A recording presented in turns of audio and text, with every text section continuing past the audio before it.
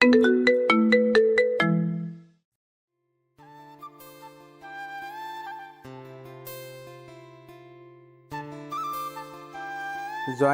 এইদিকে আসো। জি আঙ্কেল, বলেন। দাঁড়িয়ে আছো কেন? বসো, আমরা একসাথে খাবো। আমি ঈশিতার দিকে তাকালাম। ও আমার দিকে আগুন চোখে তাকিয়ে আছে। আমি কিছু বললাম না, এখনো দাঁড়িয়ে আছি। কি হয়েছে জনি? তোকে বসতে বললো না? আসলে আন্টি আমাকে তুই করেই বলে, আমাকে নিজের ছেলের মতো ভাবেন। আমি এখনো দাঁড়িয়ে আছি আর ঈশিতার দিকে চেয়ে আছি। ঈশিতা শুধু রাগে ফুঁসতেছে।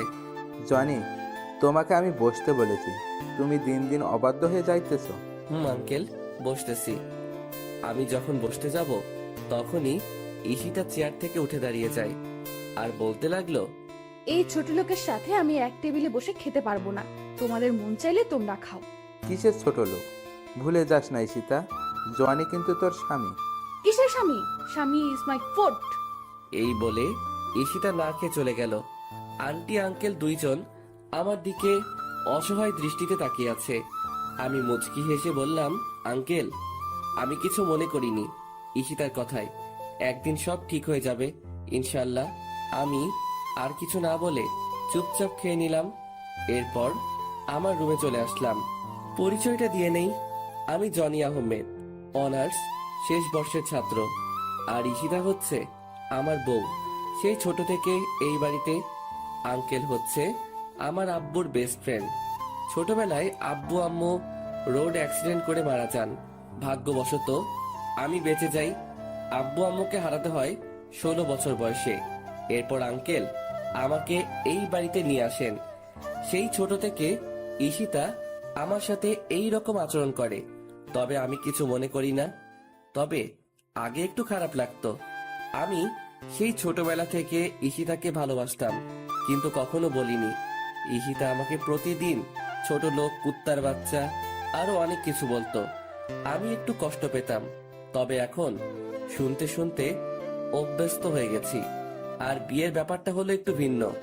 একদিন আমাদের কলেজ থেকে শিক্ষা সফরে আমি আর ঈশিতা যাই। ঈশিতা আমার সাথেই পড়ে, তো আমরা ঘুরতে বের হই। হঠাৎ দেখলাম ঈশিতা সবার কাছ থেকে আলাদা হয়ে জঙ্গলের গভীরে চলে যাচ্ছে। আমার একটু খটকা লাগলো, তাই আমিও ওর পিছু নিলাম। প্রায় ও হাঁটতে হাঁটতে জঙ্গলের অন্য পারে চলে এসেছে। হঠাৎ দেখলাম একটা সাপ ঈশিতার দিকে ছুটে আসছে, তাই দৌড়ে গিয়ে ঈশিতাকে ধাক্কা দিলাম। এরপর আমি নিজেকে না সামলাতে পেরে ঈশিতার উপর পড়ে গেলাম। হঠাৎই কোথায় থেকে গ্রামের কিছু লোক এসে আমাদেরকে দেখে ফেলে এবং আমাদেরকে ভুল বুঝে এরপর আর কি আমাদের বিয়ে পড়িয়ে দেয়। আব্বু আম্মুর কথা খুব মনে পড়তেছে। আজকে যদি ওরা বেঁচে থাকতো তাহলে আর আমাকে এইরকম দিনগুলো দেখতে হতো না। আব্বু আম্মুর জন্য খুব খারাপ লাগতেছে, চোখে পানি চলে আসছে। তবে আব্বু আম্মুর ভালোবাসাটা আঙ্কেল আর আন্টির কাছে পাই। এরপর শুয়ে পড়লাম। ফজর নামাজের আজান শুনে ঘুমটা ভেঙে গেল, তাই উঠে ফ্রেশ হয়ে নামাজ পড়ার জন্য মসজিদে গেলাম। চারদিকে হালকা হালকা আলো ফোটা শুরু করেছে। এরপর নামাজ পড়ে আব্বু আম্মুর কবরটার পাশে গেলাম। মনে পড়ে ছোটবেলার কথা, আব্বুকে ঘোড়া বানিয়ে তার পিঠে চড়া, আব্বুর সাথে স্কুলে যাওয়া। কান্না চলে এসেছে। বলতে লাগলাম, কেন তোমরা আমাকে একা করে চলে গেছো? তোমাদের সাথে নিলে না কেন? কেন রেখে গেলে এই নিষ্ঠুর পৃথিবীতে, যেখানে মা বাবা ছাড়া আর কেউ আপন নয়? কেন হলো আমার সাথে এইরকম? কেন আমাকে অবহেলা করে? কেন কেন? কথাগুলো বলতে লাগলাম আর কান্না করতে লাগলাম। এরপর বাসায় চলে আসলাম। বাসায় ঢোকার সময় আন্টি আমাকে তাদের রুম থেকে ডাক দিলেন। রুমে গিয়ে দেখি আন্টি নামাজের বিছানায় বসে আছেন। আমি গিয়ে আন্টির পাশে বসলাম। আমার মাথায় হাত রাখলেন। ঈশিতা তোকে খুব অবহেলা করে, তাই না রে? মুচকি হেসে বললাম, ও এমন কিছু না আন্টি। ভালোবাসার মানুষটার অবহেলা কয়জনের কপালে থাকে? আমি সব বুঝি রে বাবা, তোর জন্য খুব কষ্ট। মেয়েটা কেন তোর সাথে এমন করে কিছু বুঝি না। কষ্ট এখন আর হয় না আন্টি, কষ্টগুলো এখন সহ্য করতে শিখে গেছি। দেখিস ঈশিতা একদিন তোকে ভালোবাসবে। হুম। আচ্ছা তুই এখন রুমে যা। আর শোন, ঈশিতাকে ডেকে তোল, আমি নাস্তা তৈরি করতেছি। আচ্ছা আন্টি। এরপর ঈশিতাকে ডাকতে যাইনি, কারণ ওকে ডিস্টার্ব করলে আবার আমার কপালে খারাপই আছে। ভালোবাসি তাই ওকে কিছু বলতে পারিও না। ঈশিতাকে না ডেকে আমি কলেজে যাওয়ার জন্য রেডি হয়ে নিলাম। এরপর আবার নিচে চলে গেলাম। গিয়ে দেখি ঈশিতা নিচে নাই। আন্টি, ঈশিতা কই? কেন, তোকে না বললাম ও ঘুম থেকে ডেকে তুলতে? ও আন্টি, ভুলে গেছি। আচ্ছা, গিয়ে নিয়ে আয়। এরপর আমি ঈশিতাকে ডাকতে চলে গেলাম। কিছুক্ষণ দাঁড়িয়ে রইলাম দরজার সামনে। এরপর ডাক দিলাম, কিন্তু কোনো উত্তর দিল না। আবার ডাক দিলাম। এরপর ওপার থেকে ঈশিতা বলল, কি হয়েছে? সকালবেলা এত চিল্লাচিল্লি করস কেন? আপনাকে আন্টি ডাকছে, তাড়াতাড়ি নিচে আসতে, কলেজে যেতে হবে, পরে কিন্তু দেরি হয়ে যাবে। যা তো তুই, আমি আসতেছি, আর ডিস্টার্ব করবি না আমাকে। এরপর আমি আর কিছু না বলে চলে আসলাম। নিচে গিয়ে আমি নাস্তা করে নিলাম। এরপর ঈশিতা নিচে আসতে লাগলো। আজকে খুব সুন্দর লাগতেছে। গোলাপি রঙের একটা ড্রেস, কানের ফুল, চুড়ি আর হালকা লিপস্টিক, সব মিলিয়ে জাস্ট অসাম লাগতেছে। আমার হা করে তাকিয়ে থাকা দেখে ঈশিতা আমাকে বলল, কুত্তার মতো এইভাবে তাকিয়ে আছিস কেন, শোয়ারের বাচ্চা? ঈশিতার কথাটি সোজা গিয়ে আমার বুকে লাগলো। কি এক কপাল নিয়ে পৃথিবীতে এসেছি, নিজের বউয়ের দিকে তাকালেও গালি শুনতে হয়। ওই সময় শুধু চোখে পানি ছলছল করতেছে। আদিক্ষেতা না করে গাড়ি বের কর, কলেজে যাব। আমি আর কিছু না বলে গাড়ি বের করে ঈশিতার জন্য অপেক্ষা করতে রাখলাম। কিছুক্ষণ পর ঈশিতা আসলো। এরপর আমরা কলেজে চলে আসলাম। তুই গাড়ি পার্ক করে ক্লাসে চলে যা। যদি কোথাও যাস বা কারোর সাথে কথা বলিস, তাহলে তোর অবস্থা খারাপ করে দিব। আমি শুধু মাথা নাড়ালাম। আমি খেয়াল করলাম ওর বান্ধবী ওকে বলতে লাগলো, ঈশিতা, তুই সবসময় জনের সাথে এরকম করিস কেন? ছেলেটা কত স্মার্ট আর খুব ভালো, তাহলে কেন সবসময় অবহেলা করিস? কেন খারাপ আচরণ করিস? আর বড় কথা, ও এখন তোর স্বামী, তবুও কেন সবসময় খারাপ ব্যবহার করিস? কিসের স্বামী? হ্যাঁ, আর অধরা, তোকে আমি বলে রাখলাম, কোনোদিনও আমাকে কিছু শেখাতে আসিস না। আর এতই যদি দরদ হয়, তাহলে তুই ওই ছোট লোকটাকে বিয়ে করে নে, তাহলে আমিও উদ্ধার হব।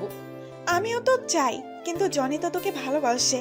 আমি হাজার চাইলেও আমার হবে না জনি, ওইটা আমি ভালোভাবে জানি। জনি আমাকে ভালোবাসে, তুই কিভাবে জানিস? তোকে যদি ভালোই না বাসতো, তাহলে তোর এত অবহেলা সহ্য করতো না, তোর এত খারাপ আচরণ মুখ বুজে সহ্য করতো না। আফসোস, জনের মতো কেউ আমার জীবনে এলো না। ভালোবাসা না ছাই, ছোট লোকের আবার ভালোবাসা। এই বলে ওরা ক্লাসে চলে আসতে লাগলো। তাই আমি তাড়াতাড়ি করে ক্লাসে চলে আসলাম। ঈশিতার কথাগুলোতে খুব কষ্ট পেলাম। এরপর ক্লাসগুলো শেষ করে চলে আসলাম বাড়িতে। এইভাবে কাটতে থাকে দিন। আর ঈশিতার অবহেলা প্রতিনিয়ত সহ্য করতে হচ্ছে। ভালোবাসার মানুষটির অবহেলা কত কষ্টের, তা যদি ঈশিতা জানতো, তাহলে আমাকে এইভাবে অবহেলা করতো না। বসে আছি নিজের রুমে, তখন ঈশিতা আসলো আমার রুমে। আজকে সন্ধ্যায় একটা পার্টি আছে, আমার সাথে তুইও যাইবি, তাই তাড়াতাড়ি রেডি হয়ে নিস। যদি দেরি করিস তাহলে তোর কপালে খারাপই আছে। আমি শুধু মাথা নেড়ে হ্যাঁ সূচক উত্তর দিলাম। এরপর সন্ধ্যায় রেডি হয়ে গাড়ি নিয়ে বাইরে অপেক্ষা করতে লাগলাম।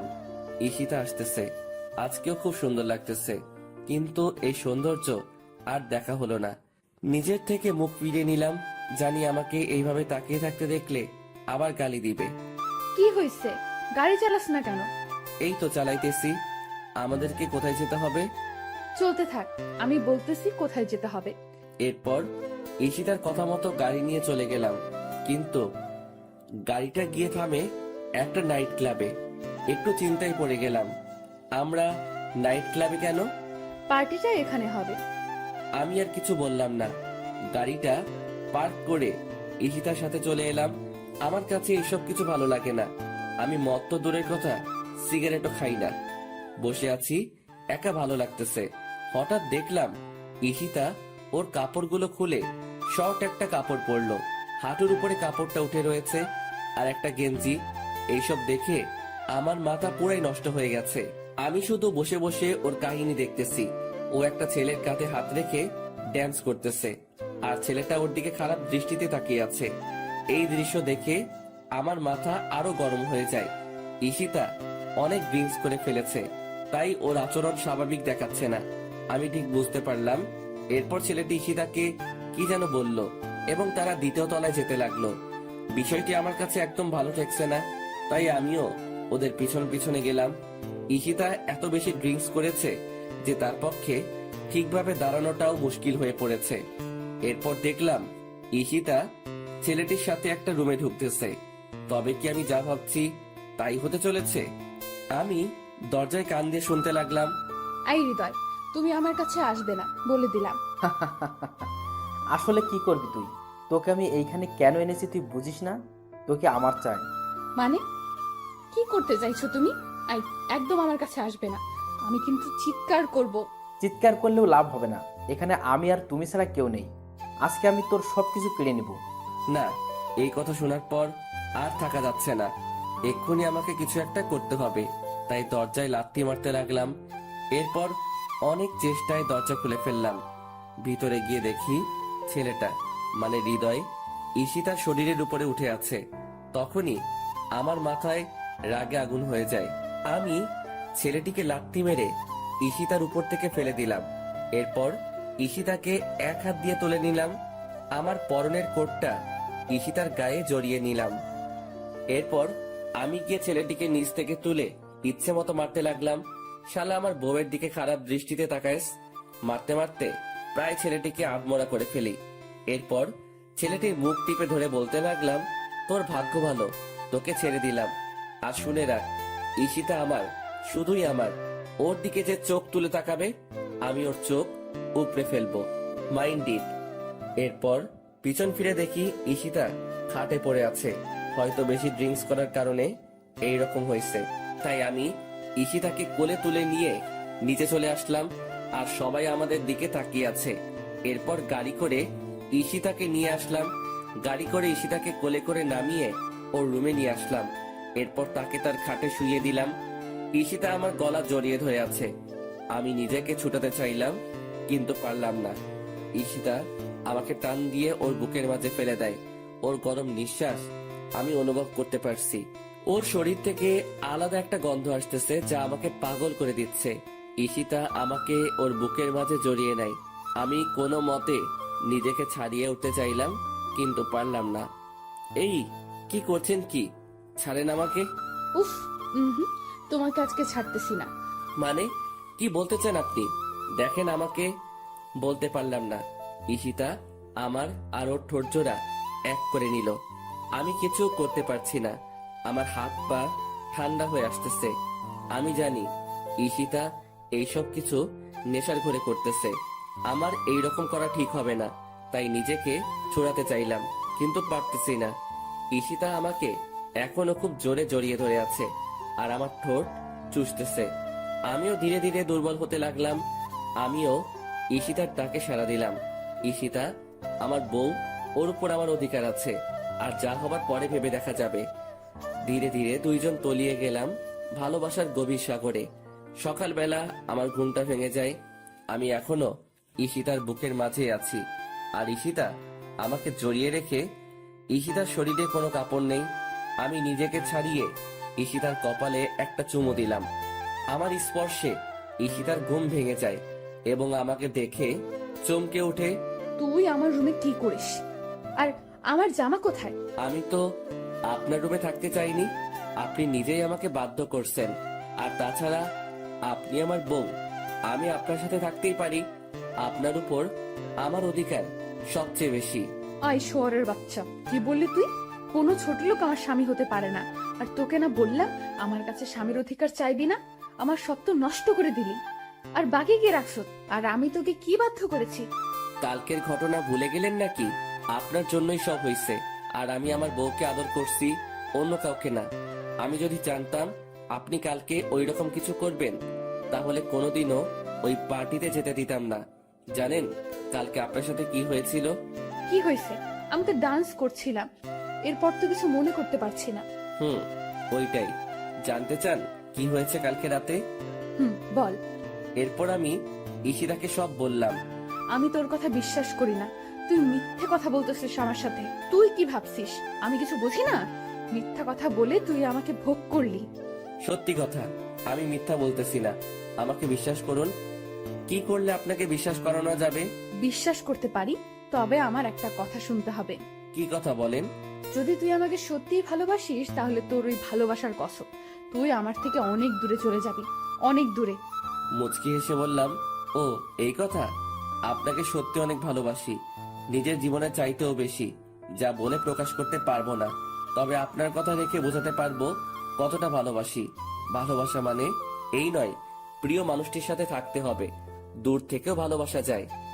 চলে যা, আর আসিস না আমার কাছে। যাচ্ছি। এই বলে আমি আমার রুমে চলে আসলাম। ভাবতেই পারিনি আমার জীবনে এমন একটা দিন আসবে, প্রিয় মানুষটির থেকে আলাদা হতে হবে। বিধাতা কেন আমাকে এমন পরীক্ষার সম্মুখীন করলেন? কেন এত অবহেলিত আমি ঈশিতার কাছে? কেন বুঝে না ওকে সত্যি ভালোবাসি? তবে ওর থেকে দূরে গিয়ে ও যদি ওকে আমার ভালোবাসা বোঝাতে পারি, তাহলে তাই করব। চলে যাব অনেক দূরে, আর আসবো না ওর কাছে। আর কাউকে ছোট লোক বলতে হবে না, আর কাউকে গালাগালি করতে হবে না। ফ্রেশ হয়ে নিলাম, বসে আছি খাটের উপর, আর কালকের কথাগুলো ভাবতে লাগলাম। কি থেকে কি হয়ে গেল? সামান্য ভুলের জন্য এত বড় শাস্তি পেতে হচ্ছে। কালকে রাতে যদি নিজেকে একটু কন্ট্রোল করতে পারতাম, তাহলে আর এমন একটা সময় দেখতে হতো না। বুক ফেটে কান্না আসতে লাগলো। ভাবতেই কেমন জানি লাগে। জীবনে পথ চললে হবে একা।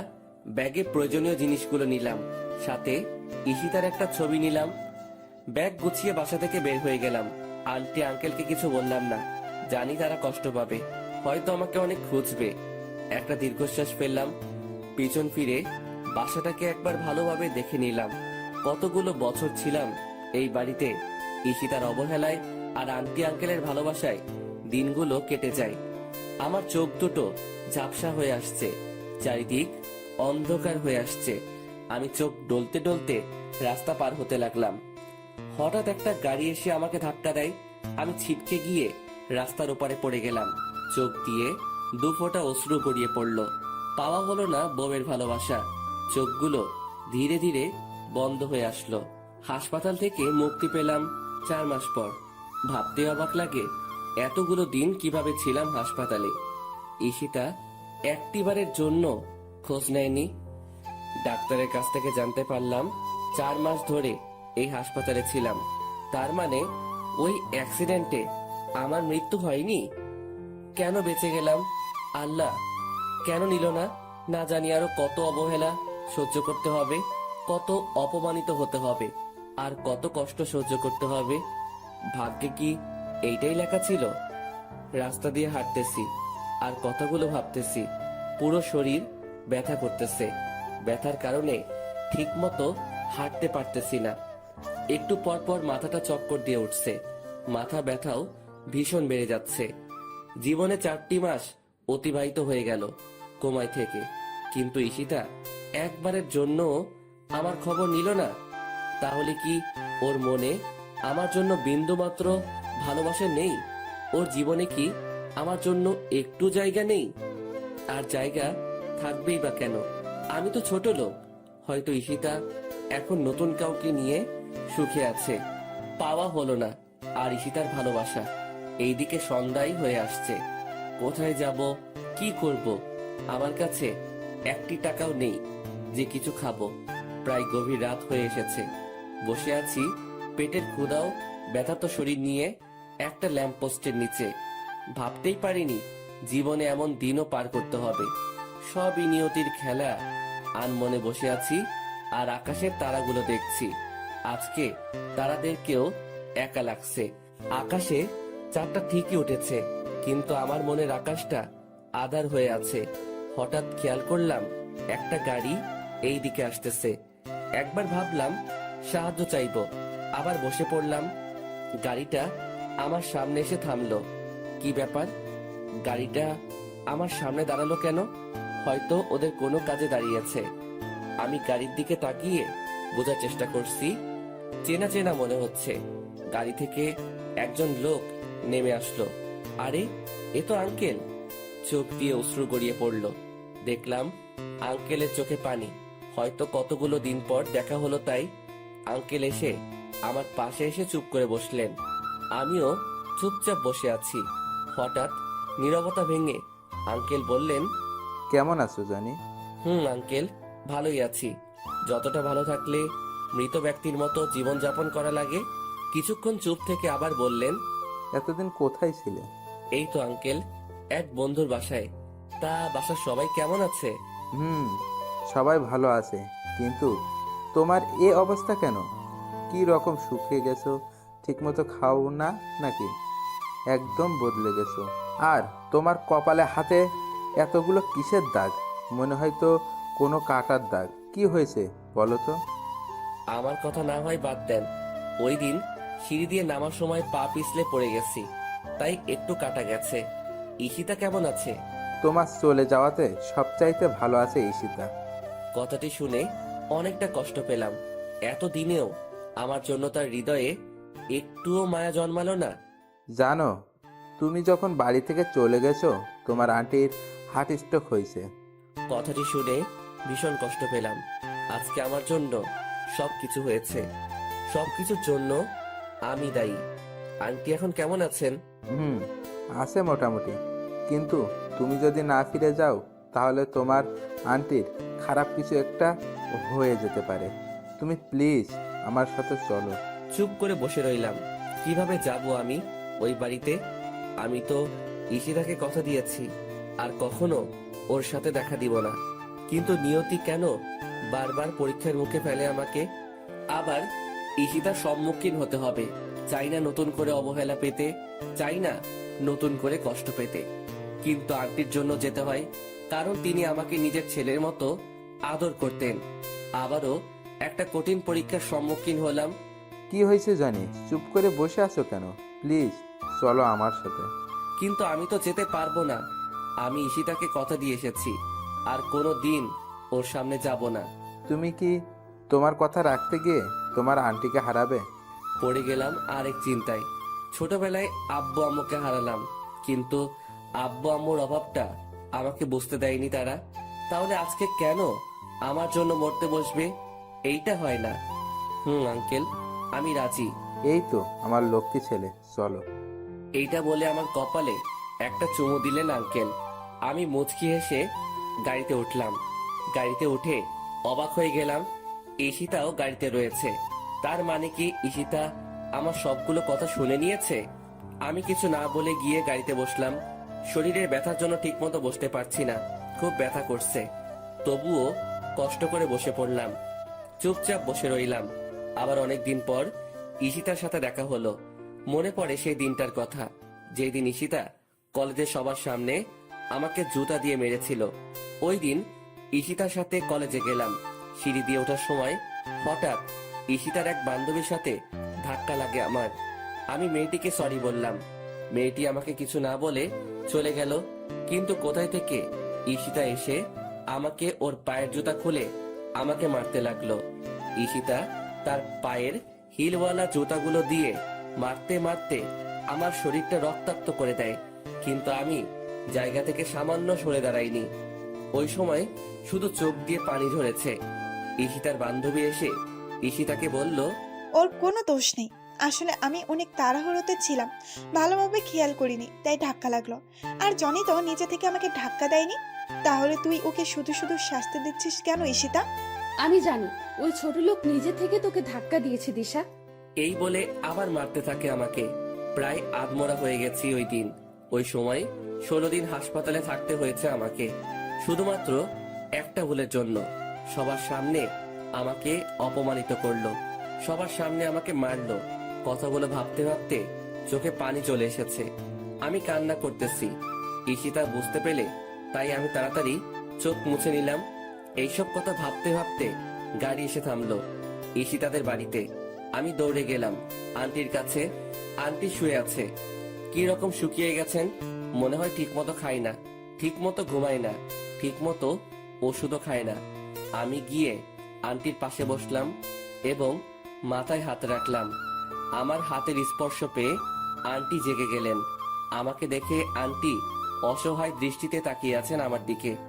আন্টির চোখ ছলছল করছে। আমাকে আন্টি পাগলের মতো চুমু দিতে লাগলেন। কেমন আছো আন্টি? আগে ভালো ছিলাম না রে, তুই এসে গেছিস, আমি এখন খুব ভালো আছি। কিন্তু তোর এই রকম অবস্থা কেন? কপালে কাটার দাগ, হাতেও অনেক বড় কাটার দাগ রয়েছে। ওইটা আন্টি তেমন কিছু না, সিঁড়ি দিয়ে নামতে পড়ে গেছি, তাই একটু কেটে গেছে। আমার কেন জানি বিশ্বাস হচ্ছে না তোর কথা, কেন জানি তোর কথা মানতে পারছি না। না আন্টি, ওই রকম কিছুই না। আচ্ছা তুই ফ্রেশ হয়ে আয়, আমি তোকে খাবার দিচ্ছি। আচ্ছা আন্টি। আমি চলে যেতে লাগলাম, আন্টি আবার আমাকে পিছন থেকে ডাক দিলেন। জি আন্টি, বলো। এইদিকে আয় তো, তোকে জড়িয়ে ধরি না অনেক দিন হইছে। আমি মুচকি এসে আন্টির কাছে গেলাম। আন্টি আমাকে জড়িয়ে ধরলেন। ঠিক তখনই আমি ব্যথায় আহ করে চিৎকার দিয়ে উঠলাম। আমার চিৎকার শুনে সবাই ভয় পেয়ে গেল। কি হয়েছে জনি? আন্টি হঠাৎ পিঠে ভীষণ ব্যথা করে উঠল। কই দেখি। আমার পরনে টি শার্টটা উল্টিয়ে আন্টি বড়সড় একটা ধাক্কা খেলেন, বুঝতে পারলাম। সাথে সাথে আঙ্কেল আর ঈশিতাও, কিন্তু কি এমন হয়েছে বুঝতে পারলাম না। সত্যি করে বল জনি, তোর কি হয়েছে? তুই আমাকে মিথ্যা কথা বললি কেন? আরে আন্টি, মিথ্যা বলবো কেন? আমি তো সত্যি বলতেছি। তুই সত্যি বলিস তাই না? এক থাপ্পড় দিব। তোর পিঠে ওইটা কিসের দাগ? কই কিসের দাগ? আমি আয়নার সামনের দিকে দেখতে লাগলাম। দেখে আমি নিজেই অনেক বড় ধাক্কা খেলাম। আমার পিঠের প্রায় অর্ধেকটা কাটা। তার মানে ওই অ্যাক্সিডেন্ট এইরকম হয়েছে। কিভাবে বেঁচে গেলাম? এত বড় আঘাত হওয়ার পরেও বেঁচে গেলাম। জনি তোকে আমার কসম, সত্যি করে বল কি হয়েছে? কি করি এখন? সত্যিটা তো বলতেই হবে। আসলে আন্টি, আমার অ্যাক্সিডেন্ট হয়েছে। ওই দিন বাড়ি থেকে বের হয়ে রাস্তা পার হওয়ার সময় একটা গাড়ির সাথে ধাক্কা লাগে আমার। আমি এতদিন ধরে আমার কোনো বন্ধুর বাসায় না, হাসপাতালে ঘুমাইছিলাম। আর আজকে 4 মাস পর জ্ঞান ফিরেছে। এইবার আন্টি হাউমাউ করে কেঁদে দিলেন। আমি গিয়ে আন্টিকে সান্ত্বনা দিতে লাগলাম। কোনো মতে আন্টিকে ঠান্ডা করলাম। এরপর আন্টিকে বুঝিয়ে সুজিয়ে চলে আসলাম আমার রুমে। ফ্রেশ হতে গেলাম, ফ্রেশ হতেও পারছি না। কোনো মতে ফ্রেশ হয়ে নিচে চলে আসলাম খাওয়ার জন্য। আন্টি আমাকে নিজ হাতে খাইয়ে দিলেন। তবে একটা জিনিস খেয়াল করলাম, ঈশিতা আজকে আমার সাথে এক টেবিলে বসে খেলো। অনেকটা খুশি হলাম। এরপর খাওয়া দাওয়া শেষ করে রুমে চলে আসলাম। একটু ঘুমানোর চেষ্টা করলাম, কিন্তু পিঠে ব্যথার জন্য পারছি না। তবুও কোনো মতে চিত হয়ে শুয়ে পড়লাম। ভোরবেলায় ফজরের আজানে ঘুম ভাঙলো। বিছানা থেকে উঠতে অনেক কষ্ট হচ্ছে। শরীরটা এখন আগের মতো ব্যথা করতেছে। অনেক কষ্ট করে উঠে ওযু করে নামাজ পড়তে চলে গেলাম। কারণ এখনকার এই ব্যথা জাহান্নামের শাস্তি থেকে 1 কোটি গুণ কম। এই সামান্য কষ্টের জন্য কপালে আখিরাতে চিরস্থায়ী সুখ থাকতে পারে। অনেক কষ্ট করে নামাজ পড়ে বাড়িতে আসলাম। এখন একটু ভালো লাগতেছে। হালকা হালকা বাতাস বয়ে যাচ্ছে। অনেক দিন পর সকালে সূর্যটা দেখতে পাবো। কারণ হাসপাতালে এতদিন কোমায় থাকায় বাহিরের আলো আমার হৃদয় স্পর্শ করতে পারিনি। তাই ছাদে চলে আসলাম। খেয়াল করলাম কেউ একজন ছাদের এক কোণে দাঁড়িয়ে আছে। একটু কাছে যেতেই বুঝতে পারলাম ঈশিতা। আমি গিয়ে ওর একটু পাশে দাঁড়ালাম। ভাবলাম এই কয়দিনে হয়তো আমি তার হৃদয়ে একটু হলেও আমার জন্য জায়গা করতে পেরেছি। কারো উপস্থিতি টের পেয়ে ঈশিতা আমার দিকে তাকালো। আমাকে দেখে বিরক্তিকর দৃষ্টি নিয়ে তাকালো ঈশিতা আমার দিকে। তুই এখানে কি করিস? তোকে বলছি না আমাকে ডিস্টার্ব করবি না। আসলে আমি বুঝতে পারিনি আপনি ছাদে আছেন। জানলে এখানে আসতাম না। জানলে আসতিস না? এই বাড়িতে আবার কেন আসলি তুই? তোর নাকি অ্যাক্সিডেন্ট হয়েছে? মরিস নাই কেন অ্যাক্সিডেন্টে? মরে আমাকে উদ্ধার করতি? যত সব ছোট লোক কোথাকার। এই বলে ঈশিতা চলে গেল। ঈশিতার কথা শুনে বুকের ভিতর ঘূর্ণিঝড় শুরু হলো। তাহলে কি আমি ভুল ভাবনা নিয়ে এতদিন বেঁচেছিলাম? মৃত্যুটাই আমার জন্য শ্রেয় ছিল। ভালোবাসার মানুষটি বলছে মরতে। তাহলে এই তুচ্ছ জীবন রেখে কি লাভ? শুধুমাত্র আত্মহত্যা করলে এই অবহেলা থেকে মুক্তি পেতে পারি, কিন্তু আত্মহত্যা যে মহাপাপ। আর এই কথা জেনে বেঁচে আছে পৃথিবীতে হাজারো জীবন্ত লাশ। চোখ দিয়ে অনবরত অশ্রু ঝরতেছে। কেন জানি বাধা দিয়েও থামাতে পারছি না। বুকের ভিতর দিয়ে বয়ে যাওয়া কষ্টের ঢেউ। আর কত অবহেলা পেতে হবে জানি না। তবে একদিন এই অবহেলিত জনির কাছে ঈশিতাকে আসতেই হবে। সূর্যোদয়টা না দেখে চলে আসলাম। ইচ্ছে নেই সূর্যোদয় দেখার। নাস্তা করতেই নিচে চলে আসলাম। জানি ঈশিতা আমার সাথে এক টেবিলে বসে নাস্তা করবে না, তবুও বসলাম। ঈশিতা আসলো আর আমাকে দেখেই আবার চলে গেল। ওই সময় কষ্ট পেয়েও পেলাম না, কারণ প্রিয় মানুষটির থেকে কষ্ট পাবো এই কথা যদি জেনে যায় তাহলে ওই রকম আঘাত করে না, তবে জখমটা রয়ে যায়। এরপর আমাকে আন্টি নিজ হাতে নাস্তা খাইয়ে দিলেন। এরপর আমি একটু রেস্ট নিয়ে ফার্মেসিতে গিয়ে 1 মাসের জন্য ওষুধ নিয়ে আসলাম। ধীরে ধীরে পিঠের ক্ষতটা ভালো হতে লাগলো। পিঠের ক্ষত ভালো হয়ে লাভ কি, বুকের ক্ষতটা তো তার চেয়ে 1000 গুণ বেশি, যা শুধু ঈশিতাই ভালো করতে পারবে, যার একমাত্র ওষুধ ঈশিতা। আজ 1 মাস পর আমি মোটামুটি সুস্থ, কিন্তু অবহেলাটা প্রতিদিন পেতে হয়। এই কারণে না হয় অন্য কারণে। এখন থেকে আমি আঙ্কেলের অফিসে যাব, আঙ্কেল বারণ করছে। তবুও ঘরে একা একা বসে থাকতে ভালো লাগে না, এর চেয়ে অফিসে গেলেই ভালো হয়। কিন্তু ঈশিতাও নাকি অফিসে যেতে চায়, তবে ভালোই হবে। কাজের ফাঁকে ঈশিতাকে চুরি করে নিজের ইচ্ছা মতো দেখতে পাবো, এতেই অনেক।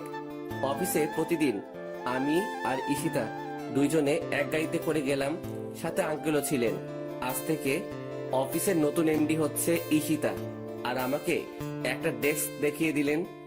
আমার জন্য কাজটা নির্ধারিত নয়, আমার কাছে ভালো লাগলে কাজ করতে পারবো, না হয় অফিসে বসে থাকতে পারবো। প্রথম দিন সবার সাথে পরিচয় হয়ে নিলাম আর একজনকে বন্ধু বানিয়ে নিলাম, নাম হচ্ছে রাকিব। আমার সমবয়সী রাকিব, আর আমার পাশের ডেস্কে রাকিব বসে। আমরা সমবয়সী হওয়ার কারণে একজন আরেকজনকে তুই করেই বলি। প্রথম দিন সবকিছু বুঝে নিতে নিতে সময় কেটে গেল।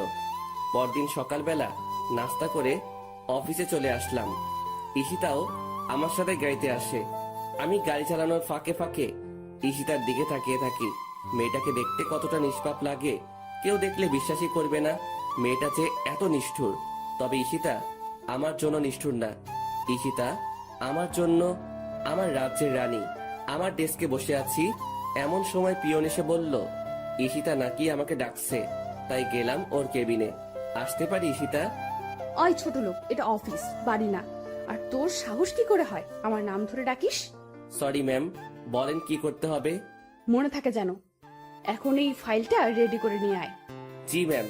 প্রায় 1.5 ঘন্টা পর ফাইলটা রেডি করতে পারলাম।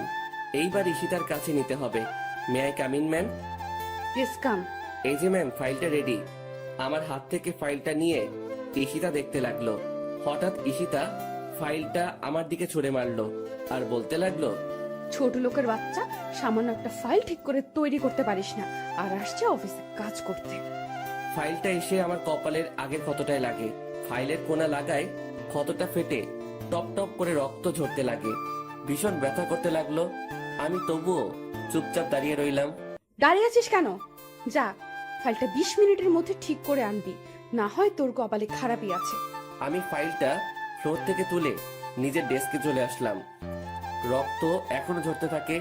বিষয়টা রাকিব ঠিকই বুঝতে পারে, তাই রাকিব আমার জন্য অফিসে রাখা মেডিসিনের ফার্স্ট বক্সটা আনলো আর ধীরে ধীরে ক্ষতটা পরিষ্কার করতে লাগলো। ওর হাতটা আমার ক্ষততে লাগতেই ব্যথায় চিৎকার দিয়ে উঠলাম। ভীষণ ব্যথা করতেছে। এরপর রাকিব ধীরে ধীরে আমার মাথা ভালোভাবে ব্যান্ডেজ করে দিল। এরপর রাকিব চুপি চুপি ফাইলটা আবার ঠিক করে দিল। আমি গিয়ে ফাইলটা ঈশিতাকে দিয়ে চলে আসলাম।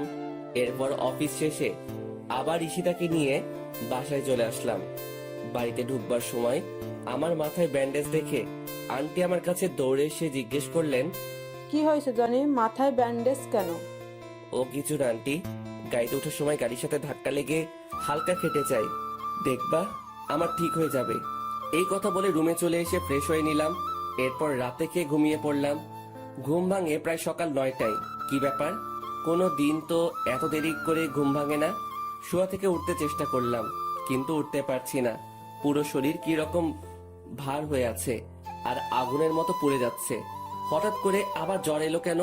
কালকের ঘটনা মনে পড়ে গেল। কপালে হাত দিয়ে দেখি কে যেন জলপট্টি দিয়ে রেখেছে। এরপর অনেক কষ্টে বিছানা থেকে উঠে ফ্রেশ হয়ে নিলাম। আজকে আর অফিসে যাওয়া হবে না, অনেক লেট হয়ে গেছে। একটা জিনিস বুঝতে পারলাম না, আমার মাথায় জলপট্টি দিলটাকে? মনে হয় আন্টি ছাড়া আর কেউ হতেই পারে না। আন্টির কথা ভাবতেই আমার রুমে এসে হাজির হয়ে গেলেন। এখন কেমন আছিস বাবা? জ্বরটা কমেছে?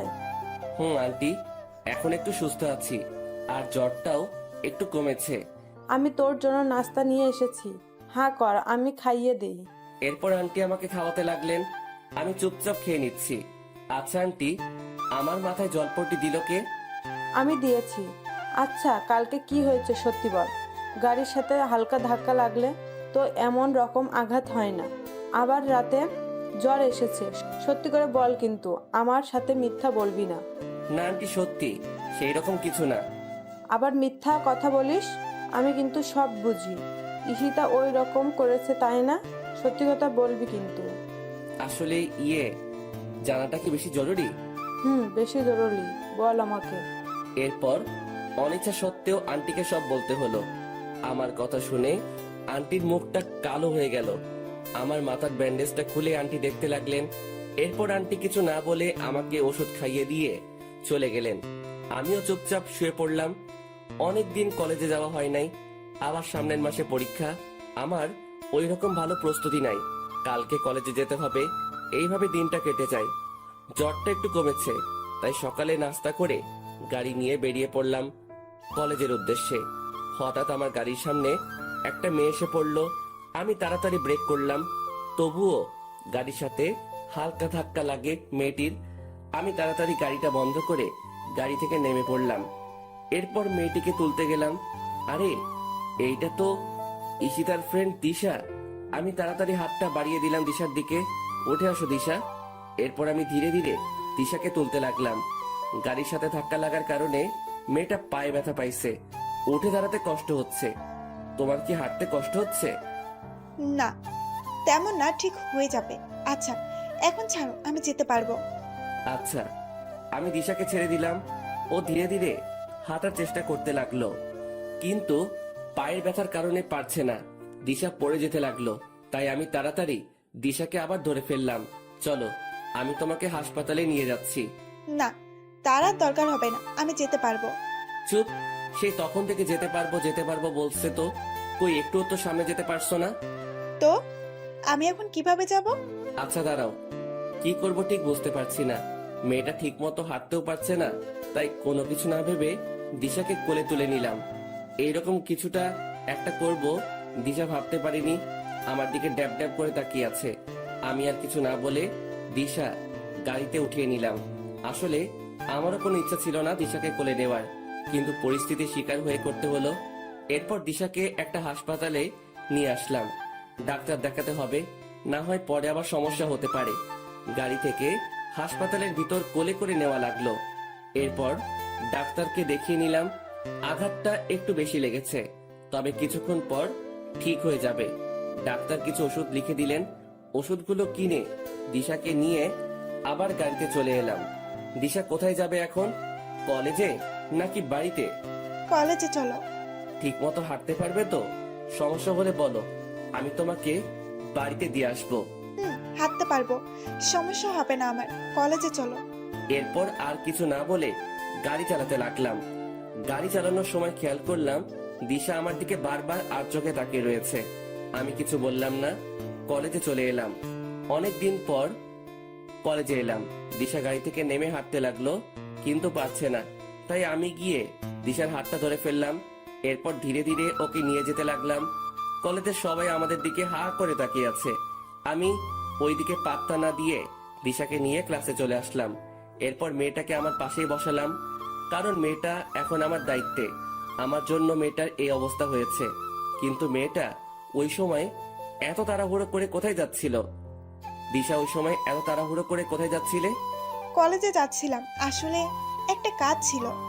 ও আচ্ছা জনি, একটা কথা বলো তো, সত্যি করে বলবা? বলো, কি শুনতে চাও? এতদিন কই ছিলা তুমি? আর শরীরের কি অবস্থা করেছো? ঠিক মতো খাও না নাকি? সব সময় সবার কাছ থেকে এই প্রশ্নটা এড়িয়ে যেতে চাই, কিন্তু পারি না।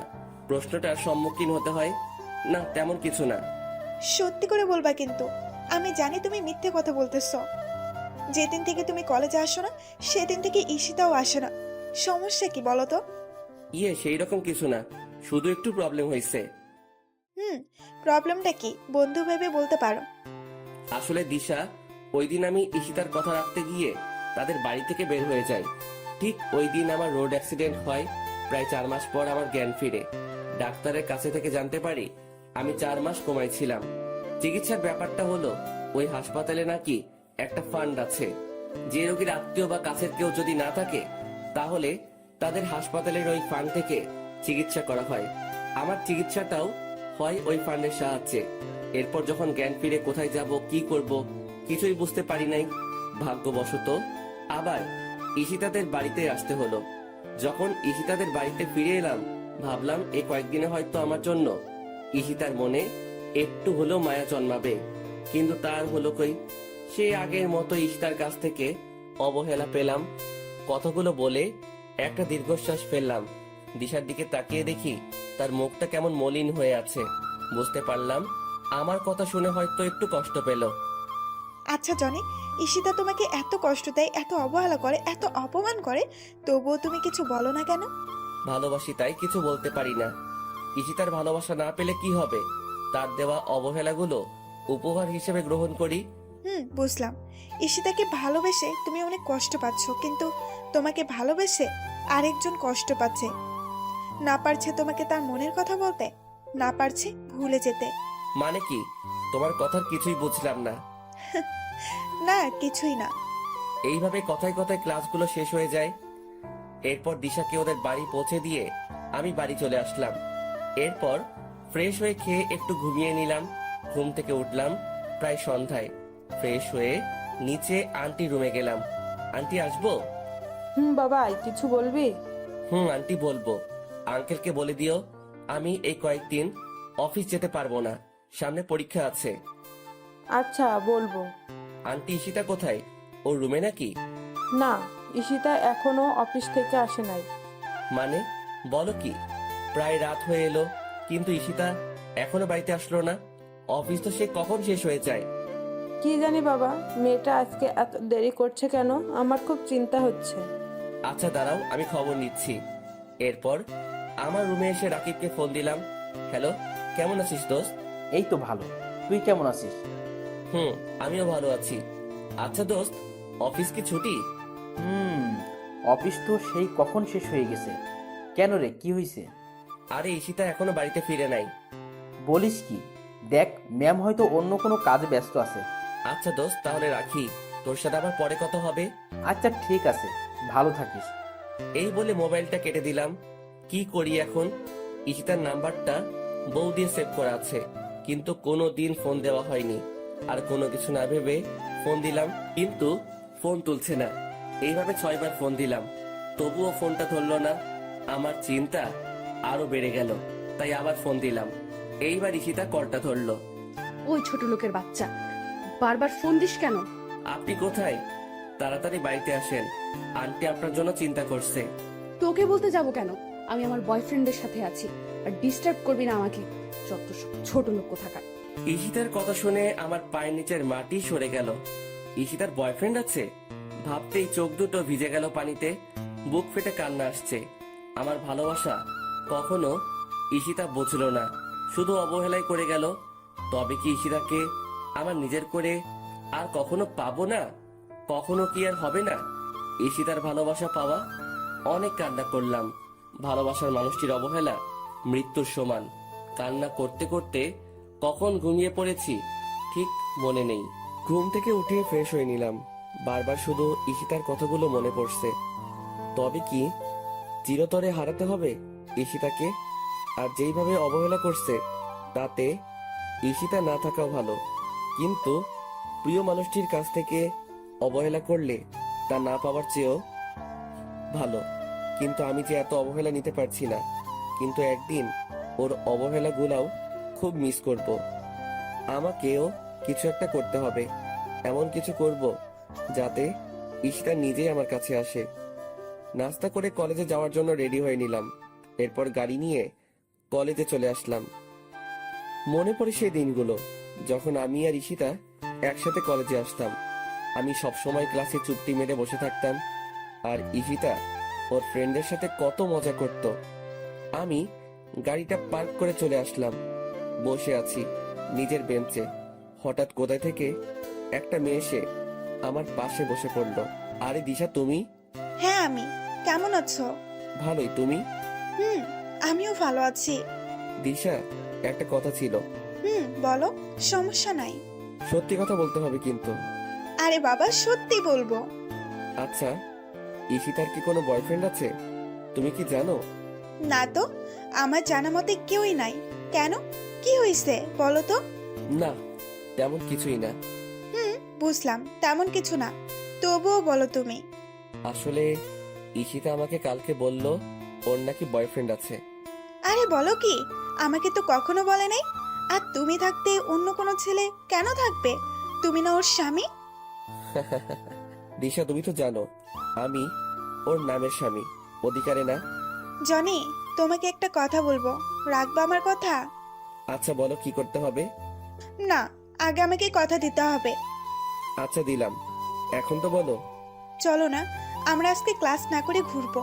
অনেক দিন হলো যায় না। চলো না প্লিজ। কিন্তু ক্লাস? তুমি কিন্তু কথা দিয়েছো, যেতে তো হবেই।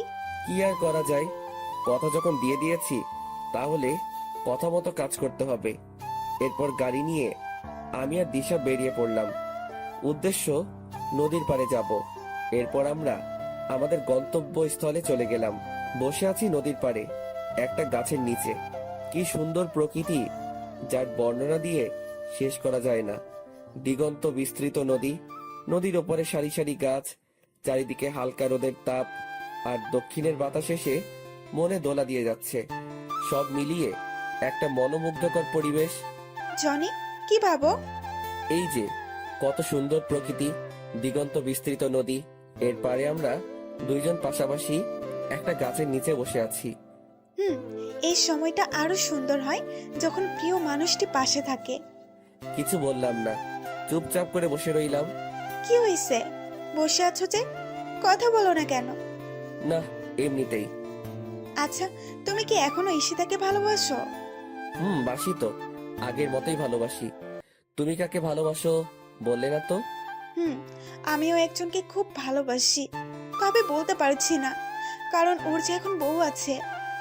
ও মা, বলো কি? তাহলে কে সে? আচ্ছা দাঁড়াও। এই কথা বলে ঈশিতা তার ব্যাগ থেকে একটা গোলাপ ফুল বের করলো এবং আমার সামনে হাঁটু গেড়ে বসে পড়লো। হবে কি তুমি আমার রাত জাগার কারণ? হবে কি তুমি আমার স্বপ্ন দেখার কারণ? জানো, তোমাকে আমি সেই ছোট থেকেই ভালোবাসতাম। যেদিন ঈশিতার সাথে তোমাকে প্রথম দেখেছি, সেদিন থেকে তোমাকে ভালোবেসে ফেলেছি। শুধুমাত্র ঈশিতার জন্য কোনোদিন বলে উঠতে পারি নাই। প্লিজ ফিরিয়ে দিও না, খুব ভালোবাসি তোমাকে। জানো, ঈশিতা যেই দিন তোমাকে কলেজের সবার সামনে অপমান করত, সেদিন আমি মুখ বুঝে কান্না করতাম। ঈশিতা তো তোমাকে আর ভালোবাসে না, আর ওর বয়ফ্রেন্ডও আছে। তাহলে আমাকে ফিরিয়ে দিও না প্লিজ। আমি মুচকি হেসে দিশা নিচু থেকে উঠিয়ে পাশে বসালাম, ফুলটাও নিলাম। দিশা, তুমি তো জানো আমি ঈশিতাকে ভালোবাসি, আর যদি ভালো না বাসতাম তাহলে এত অবহেলা কষ্টের মাঝে ওর কাছে পড়ে থাকতাম না। আর তোমার এইগুলা ভালোবাসা না, সব আবেগ। দেখবে সব আগের মতো ঠিক হয়ে যাবে। দেখবে আমার থেকে আরো 1000 গুণ ভালো ছেলে আসবে। 1000 গুণ ভালোবাসবে, কিন্তু তোমার মতো না। প্লিজ ফিরিয়ে দিও না। তোমাকে না পেলে আমি কিন্তু আত্মহত্যা করব। আরে কান্না করছো কেন? আর আত্মহত্যা করতে হবে না, তবে আমাকে কিছুদিন সময় দিতে হবে। তুমি তো জানো আমি কত ডিপ্রেশনে আছি। আমাকে কিছুদিন সময় দিতে। এই কথা বলার সাথে সাথে মেয়েটা আমাকে জড়িয়ে ধরলো। আমি শুধু মুচকি হাসলাম আর ওর মাথায় হাত রাখলাম। বুঝলাম না, আমি তো এখনো হ্যাঁ বলি নাই, এতেই এত খুশি? মেয়েটা খুব ইমোশনাল। এরপর আমার থেকে দিশাকে ছাড়িয়ে দিলাম। আচ্ছা দিশা, তুমি কি আমাকে পাবে? আমার তো মনে হয় আমাদের ভালোবাসা পূর্ণতা পাবে না। সব ভালোবাসা কি পূর্ণতা পায়? কিছু কিছু ভালোবাসা অসম্পূর্ণ রয়ে যায়। আমাদেরটাও না হয় অপূর্ণ থাকবে, আর আমার পাগলটাকে না হয় সারা জীবন দূর থেকেই ভালোবেসে যাব। তবে যেই কয়দিন আছি তোমার সাথেই থাকতে চাই। বুঝলাম। আচ্ছা দিশা, আমাকে এখন উঠতে হবে। চলো। এরপর আমি দিশাকে ওদের বাড়িতে পৌঁছে দিলাম। আমি কিন্তু তোমার উত্তরের অপেক্ষায় আছি, তবে উত্তরটা কিন্তু হ্যাঁ হতে হবে। Okay bye, see you tomorrow. Okay, bye. এরপর আমি বাসায় চলে আসলাম। ফ্রেশ হয়ে দুপুরে খেয়ে শুয়ে পড়লাম, কিন্তু ঘুম আসছে না। কি করব ঠিক বুঝতে পারছি না। একদিকে ঈশিতাকে ভুলতে পারবো না, অন্যদিকে দিশাকেও কষ্ট দিতে পারবো না। চরম একটা পরীক্ষার সম্মুখীন হলাম। ঈশিতাকে ভুলতে পারবো না, আর দিশাকে কষ্ট দিতে পারবো না। কারণ প্রিয় মানুষটি অবহেলা করলে তা কত কষ্টের আমি বুঝি। কিন্তু আমি তো ঈশিতাকে ছাড়তে পারবো না, আবার দিশাকেও কষ্ট দিতে পারবো না। ঘুম আসছেই না, তাই উঠে গেলাম। ধীরে ধীরে ঈশিতার রুমের দিকে এগোতে লাগলাম। ও রুমের সামনে দাঁড়িয়ে আছি, কিন্তু নক করতে ভয় করছে। তবুও নক করলাম। ঈশিতা, আসবো? আয়। আর আমার নাম ধরে আর কখনো ডাকবি না। আজকে মনটা একটু ভালো আছে, তাই এরকম ব্যবহার করছি। বেশি বাড়াবাড়ি করলে কিন্তু তোর অবস্থা খারাপ করে দিব। আমি দরজায় এসে ভাবতে লাগলাম, আমাকে অবহেলা করে ওনার মনটা ভালো আছে। আসলে এই পৃথিবীর মানুষগুলো বড়ই আজব। ওই, কি হয়েছে? দাঁড়িয়ে আছিস কেন? আর কি বলবি তাড়াতাড়ি বল। না মানে একটা কথা ছিল, যদি কিছু মনে না করেন তাহলে বলতে পারি। এত ন্যাকামো না করে কি বলবি বল। আপনি কেন এইরকম করেন আমার সাথে? আমি তো আপনার স্বামী। আমার দোষটা কি? কারণে আমাকে প্রতিনিয়ত অবহেলা করে যাচ্ছেন? কেন বারবার কষ্ট দিচ্ছেন? কোন পাপের শাস্তি দিচ্ছেন আমাকে? আমি তোর এত প্রশ্নের উত্তর দিতে বাধ্য নই। আর তোকে আমি আগেই বলেছি, আমি তোকে ভালোবাসি না। তোকে দেখলে আমার ঘৃণা হয়। এই বাড়িতে শুধু আব্বু আম্মুর জন্য তোকে রেখেছি। যেইভাবে আছিস সেভাবেই থাক। আমার কাছে স্বামীর অধিকার নিয়ে আসবি না। এখন আমার রুম থেকে চলে যা, আমাকে আর ডিস্টার্ব করবে না। যত সব ছোট লোক আসছে আমার কাছে ভালোবাসা পেতে। চলে যাচ্ছি, তবে এই রুম থেকে নয়, এই বাড়ি থেকে একদিন চলে যাব। চিরতরের জন্য চলে যাব। কোনো ছোট লোক আর আপনার কাছে আসবে না স্বামীর অধিকার চাইতে। কেউ আর বলবে না ভালোবাসি আপনাকে। কথাগুলো বলে চোখের পানি মুছতে মুছতে চলে আসলাম। এরপর আন্টি রুমে গেলাম। আন্টি, আসবো? বাবা আয়। কিচ্ছু বলবি? আন্টি, তোমার অনুমতি ছাড়া আমি এই কাজ করতে পারবো না। আচ্ছা বল, কি কথা? আর অনুমতি তো অবশ্যই দিব। আসলে আন্টি, আমি আর ঈশিতার অবহেলা নিতে পারছি না। একটু মুক্তি পেতে চাই এই মায়াজাল থেকে। বাঁচতে চাই নিজের মতো করে।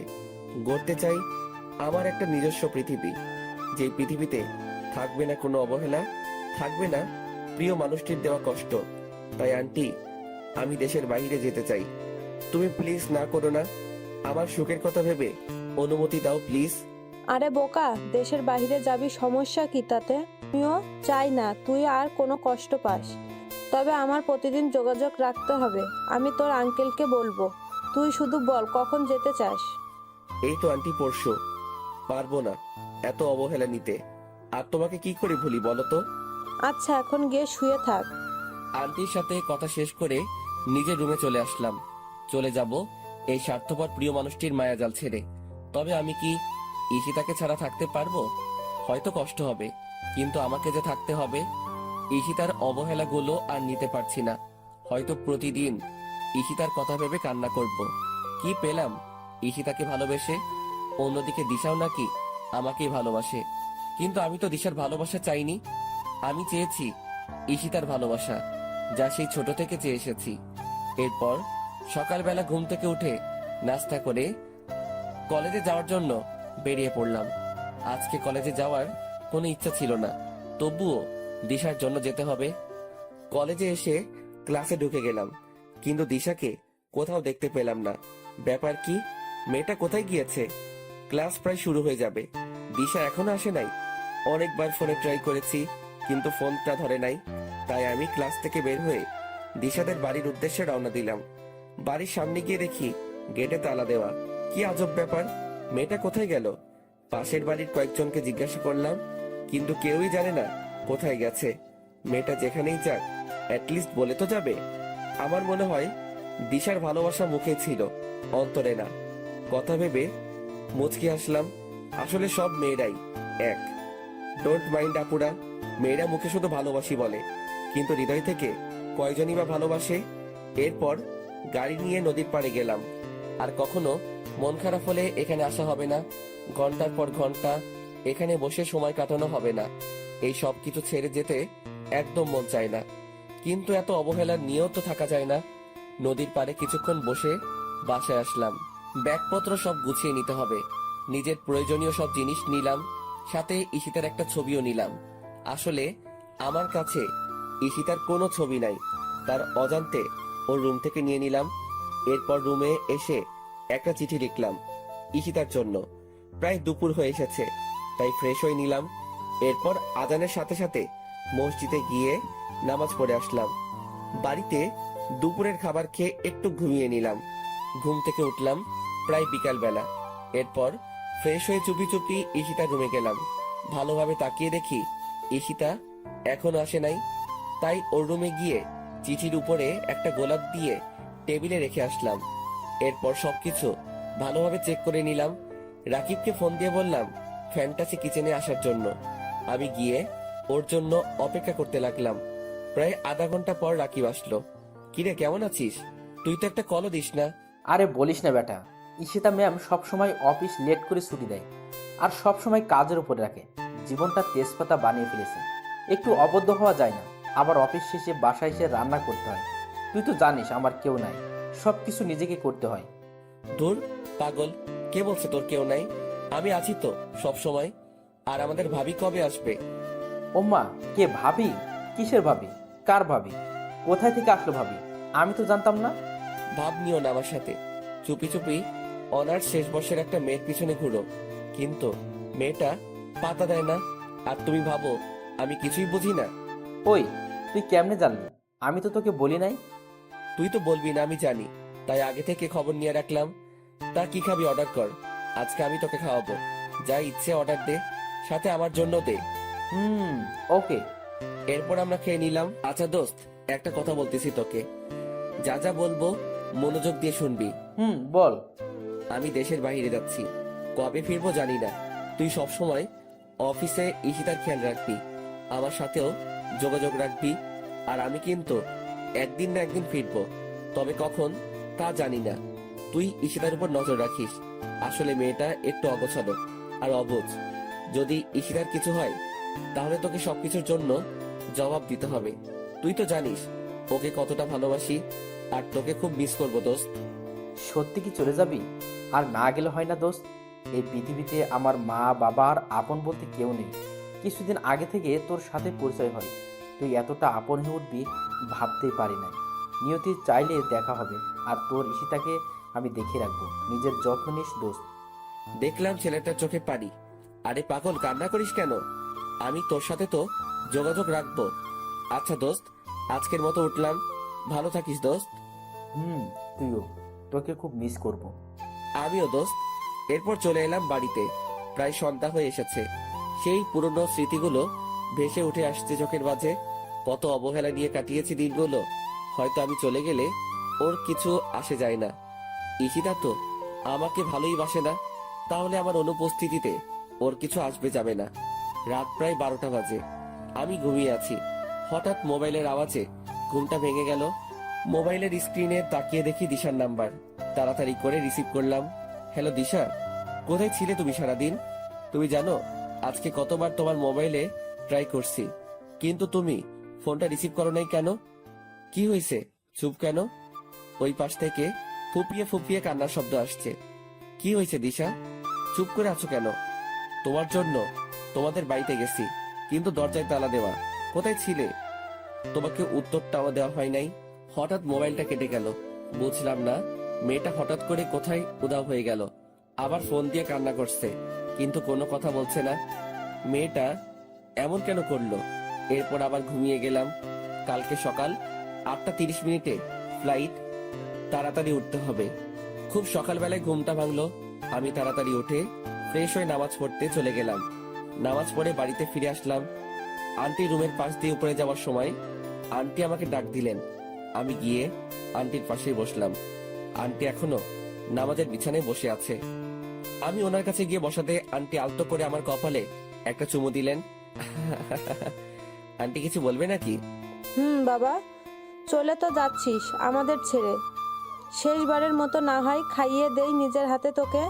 আর কখনো সময় হবে কিনা জানি না। কি খাবি না? খাবো তো, তুমি নিয়ে আসো, আমি এইখানে আছি। মুচকি এসে বললাম। এরপর আন্টি আমাকে নিজাতে খাইয়ে দিলেন। আমি চুপচাপ সবগুলো খেয়ে নিলাম, আর কখনো খাওয়া হবে কিনা জানি না। খেয়ে চলে আসলাম। এরপর সবকিছু ভালোভাবে প্যাক করে নিলাম। প্রায় 7:30 বেজে গেছে। আমি ধীরে ধীরে ঈশিতার রুমের দিকে গেলাম। অবাক হওয়ার বিষয়, ওর রুমের দরজাটা খোলা। আমি হালকা উকি দিলাম। ঘরে তো কেউই নাই। চিঠিটা এখনো টেবিলের উপর পড়ে আছে। শেষবারের মতো ঈশিতাকে দেখা হলো না। এরপর আমি ঈশিতার সাথে দেখা না দিয়ে গাড়ি নিয়ে এয়ারপোর্টের উদ্দেশ্যে বেরিয়ে পড়লাম। আমার সাথে আন্টি আঙ্কেল যাচ্ছেন আমাকে এগিয়ে দিতে। খেয়াল করলাম আন্টি পুরো রাস্তা মন খারাপ করে রয়েছেন। গাড়ি এসে থামলো এয়ারপোর্টের সামনে। এরপর আমি আঙ্কেলের থেকে সবকিছু বুঝে নিলাম। আমি আসার সময় আন্টি অনেক কান্না করতে লাগলো। আন্টি, তুমি যদি এইরকম কান্না করো তাহলে আমি কিভাবে যাব? এরপর আন্টি চোখের পানি মুছে নিলেন। আমি গিয়ে আন্টিকে বললাম, সময় মতো ওষুধ খাবে, নিজের প্রতি যত্ন নিবে, আঙ্কেলকে দেখে রাখবে, আর আমি তোমার সাথে প্রতিদিন কথা বলবো, তবে ঈশিতা যেন না জানতে পারে। আমার কথা শুনে আন্টি শুধু মাথা নাড়ালো। এরপর আমি ওদের কাছ থেকে বিদায় নিয়ে এয়ারপোর্টে ঢুকে পড়লাম। আবার কখন দেখা হবে জানা নেই। নিজের অজান্তেই চোখ ভিজে এলো। প্রিয় মানুষগুলো, প্রিয় দেশটি ছেড়ে চলে যেতে হবে বিদেশে। এরপর ঠিক সময় প্লেন টেক অফ করলো। তখন মন চাইছে প্লেনের জানালা ভেঙে নেমে যাই, কিন্তু তখন তো আর কোনো পথ খোলা ছিল না। এরপর তো তুমি সবই জানো অর্পা। আমার ইংল্যান্ডে আসা, তোমার সাথে পরিচয় হওয়া, পরিচয় থেকে বন্ধুত্ব। তুমি আমাকে কতটা ভালোবাসো ঠিক অনুভব করতে পারছি না। হয়তো আমি ঈশিতাকে যতটুকু ভালোবাসি তার থেকে বেশি ভালোবাসি, আবার এর থেকে কমও হতে পারে। তুই জানো অর্পা, আমার প্রতিটা মুহূর্তে ঈশিতার কথা মনে পড়তো। খেয়াল করে দেখলাম মেয়েটা কান্না করছে আমার কথাগুলো শুনে। ওকে সান্ত্বনা দেওয়ার ভাষা আমার নেই। হঠাৎ অর্পা চোখ মুছে আমাকে হাসি মুখে বলল, কি হয়েছে? কেকটা কাটবে না, নাকি খালি পেটে থাকতে হবে? নাও, তাড়াতাড়ি করো। এরপর আমি কেকটা কাটলাম আর বলতে লাগলাম, happy birthday to you, happy birthday dear Ishita. এরপর কেকটা একটু অর্পাকে খাইয়ে দিলাম। আমি আর নিজেকে সামলাতে পারছি না, বুক ফেটে কান্না আসছে। তাই আমি অর্পাকে ছাদে রেখেই নিচে চলে আসলাম। আজকে ঈশিতার জন্মদিন ছিল। এই দেশের মাটিতে প্রায় 5 বছর পার করে ফেললাম। প্রতি বছর ঈশিতার জন্মদিন পালন করতাম আমি। অর্পার মেয়েটা হচ্ছে আমার কলিগ, আমরা একই অফিসে কাজ করি। মেয়েটাও বাঙালি। অর্পা এই দেশে আসে ওর আব্বু আম্মুর কারণে। ওদের মধ্যে নাকি মিল নেই, সারাদিন নাকি ঝগড়া করে। তাই অর্পা রাগ করেই ওদের ছেড়ে এখানে চলে আসে। বাঙালি হওয়ায় মেয়েটার সাথে বন্ধুত্ব করে নিলাম। এরপর থেকে নাকি মেয়েটা আমাকে ভালোবেসে ফেলে। আমি জানি প্রিয় মানুষটিকে না পেলে কত কষ্টে থাকতে হয়। যদি আমার কোনো পিছুটান না থাকতো তাহলে আমি অর্পাকে আপন করে নিতাম। প্রতি বছর ঈশিতার জন্মদিন পালন করার সময় অর্পা আমার কাছ থেকে আমার আর ঈশিতার গল্পটা শুনতে চাইতো। তাই আমি আমার জীবনের সব ঘটনা বললাম ওকে। আমার কথা শুনে অর্পা একদম কান্না করে দিল। এরপর আমিও রুমে এসে অনেক কান্না করলাম। ঈশিতার সাথে দেখা হবে কিনা জানি না। এরপর দরজা ওপাশ থেকে অর্পা আমাকে ডাকতে লাগলো। এই জনি, দরজা খুলো। কি হয়েছে তোমার? ছাদ থেকে এভাবে চলে আসলে কেন? তাড়াতাড়ি দরজা খুলো বলছি। তোমার জন্য নিজ হাতে রান্না করে এনেছি, তুমি খাবে না? দরজা খুলো বলছি। আমি খাবো না অর্পা, আমার খিদা নেই, তুমি এখন যাও। ওই, তোকে বলছি না দরজা খুলতে? তাড়াতাড়ি দরজা খুলে দে, না হয় তোর মাথা পাঠাবো। আমি ভয়ে তাড়াতাড়ি দরজাটা খুলে দিলাম। কি মেয়ে রে বাবা, আমাকে সামান্য জিনিসের জন্য ঝাড়ি দেয়। ওই, তোমার সমস্যা কি? খাবে না কেন? তোমার জন্য এত কষ্ট করে রান্না করলাম, এখন তুমি কি চাও আমি এইগুলো ফেলে দেই? না, তার আর দরকার হবে না, তুমি খাবার দাও, আমি খেয়ে নিচ্ছি। জনি, একটা কথা বলি, রাখবা প্লিজ? আরে বলো, সমস্যা নাই, আমি তোমার কথা রাখবো। আর বেস্ট ফ্রেন্ডের কথা কি ফেলা যায়? আমি তোমাকে খাইয়ে দেই প্লিজ, শুধু আজকের জন্য। আর কখনো তো সুযোগ হবে না, শুধু একটা বার প্লিজ। কি দিবে না? দাও, সমস্যা নাই। এরপর আমাকে অর্পা আমাকে খাইয়ে দিল। মেয়েটা আমাকে এতটা ভালোবাসে আমি ভাবতেই অবাক হচ্ছি। শুধুমাত্র আন্টি ছাড়া আর কেউ আমাকে এইরকম ভালোবাসেনি। আর আজকে অর্পা খাওয়া শেষ করে উঠে আমি সোফায় বসে রইলাম। এরপর অর্পা এসে আমার পাশে বসলো। জনি, একটা জিনিস চাইবো, দিবা? বলো কি চাও? আমাকে একবার জড়িয়ে ধরবে প্লিজ? প্রেমিকা হিসেবে না, ফ্রেন্ড হিসেবে, প্লিজ। তোমাকে তো আর আমি পাবো না, কিন্তু একটু জড়িয়ে ধরতে পারি। পারো। বলার সাথে সাথেই মেয়েটা এসে আমাকে জড়িয়ে ধরলো আর কান্না করে দিল। আমি কিছু বলছি না, কি বলবো আমি? আমার কাছে কি উত্তর আছে? আমি শুধু অর্পার মাথায় হাত রাখলাম। মেয়েটা আমাকে কত ভালোবাসে, কিন্তু আমি তো ওকে ভালোবাসতে পারবো না, কারণ আমি শুধু ঈশিতাকেই ভালোবাসি, আর কাউকে ঈশিতার স্থানটা দিতে পারবো না। এরপর অর্পা আমাকে ছেড়ে দিয়ে কান্না করতে করতে চলে গেল। আমি আর কোনো কিছু না ভেবে ঘুমিয়ে পড়লাম। চিন্তা করলাম পরশু দেশে ফিরে যাব। অনেক তো হলো এভাবে, এখন থেকে না হয় আমার নতুন করে অবহেলা পেতে শুরু করব, তবুও মনের ভিতর কোনো শূন্যতা অনুভব হবে না। এরপর সকালবেলা ঘুম থেকে উঠে ফ্রেশ হয়ে নিলাম, নাস্তা করে রেডি হয়ে অফিসে চলে আসলাম। সারাদিন অফিসে কাজ করে বাসায় আসলাম। অফিস থেকে আসার সময় অর্পাকে বলে দিলাম আমি কালকে বাংলাদেশে ফিরে যাব। ও যদি যেতে চায় তাহলে আমার সাথে যেতে পারে। আমার কথা শুনতে অর্পা খুশিতে রাজি হয়ে গেল। এরপর আমি সকালবেলায় সবকিছু গুছিয়ে নিলাম, অর্পাকে দিয়ে ওর অ্যাপার্টমেন্ট থেকে নিয়ে আসলাম। এয়ারপোর্টে সবকিছু চেক শেষে আমি প্লেনে এসে বসলাম। প্লেন তার যথাসময় চলতে শুরু করলো। প্রায় 4 ঘন্টা পর প্লেন এসে থামলো বাংলাদেশ এয়ারপোর্টে। নিজের দেশের মাটিতেই পা ফেলতেই সব ক্লান্তি দূর হয়ে গেল। এরপর একটা গাড়ি নিয়ে আমি আর অর্পা বাসায় চলে আসলাম। সেই চিরচেনা বাড়িটায় দরজায় দাঁড়িয়ে কলিং বেলে চাপ দিলাম।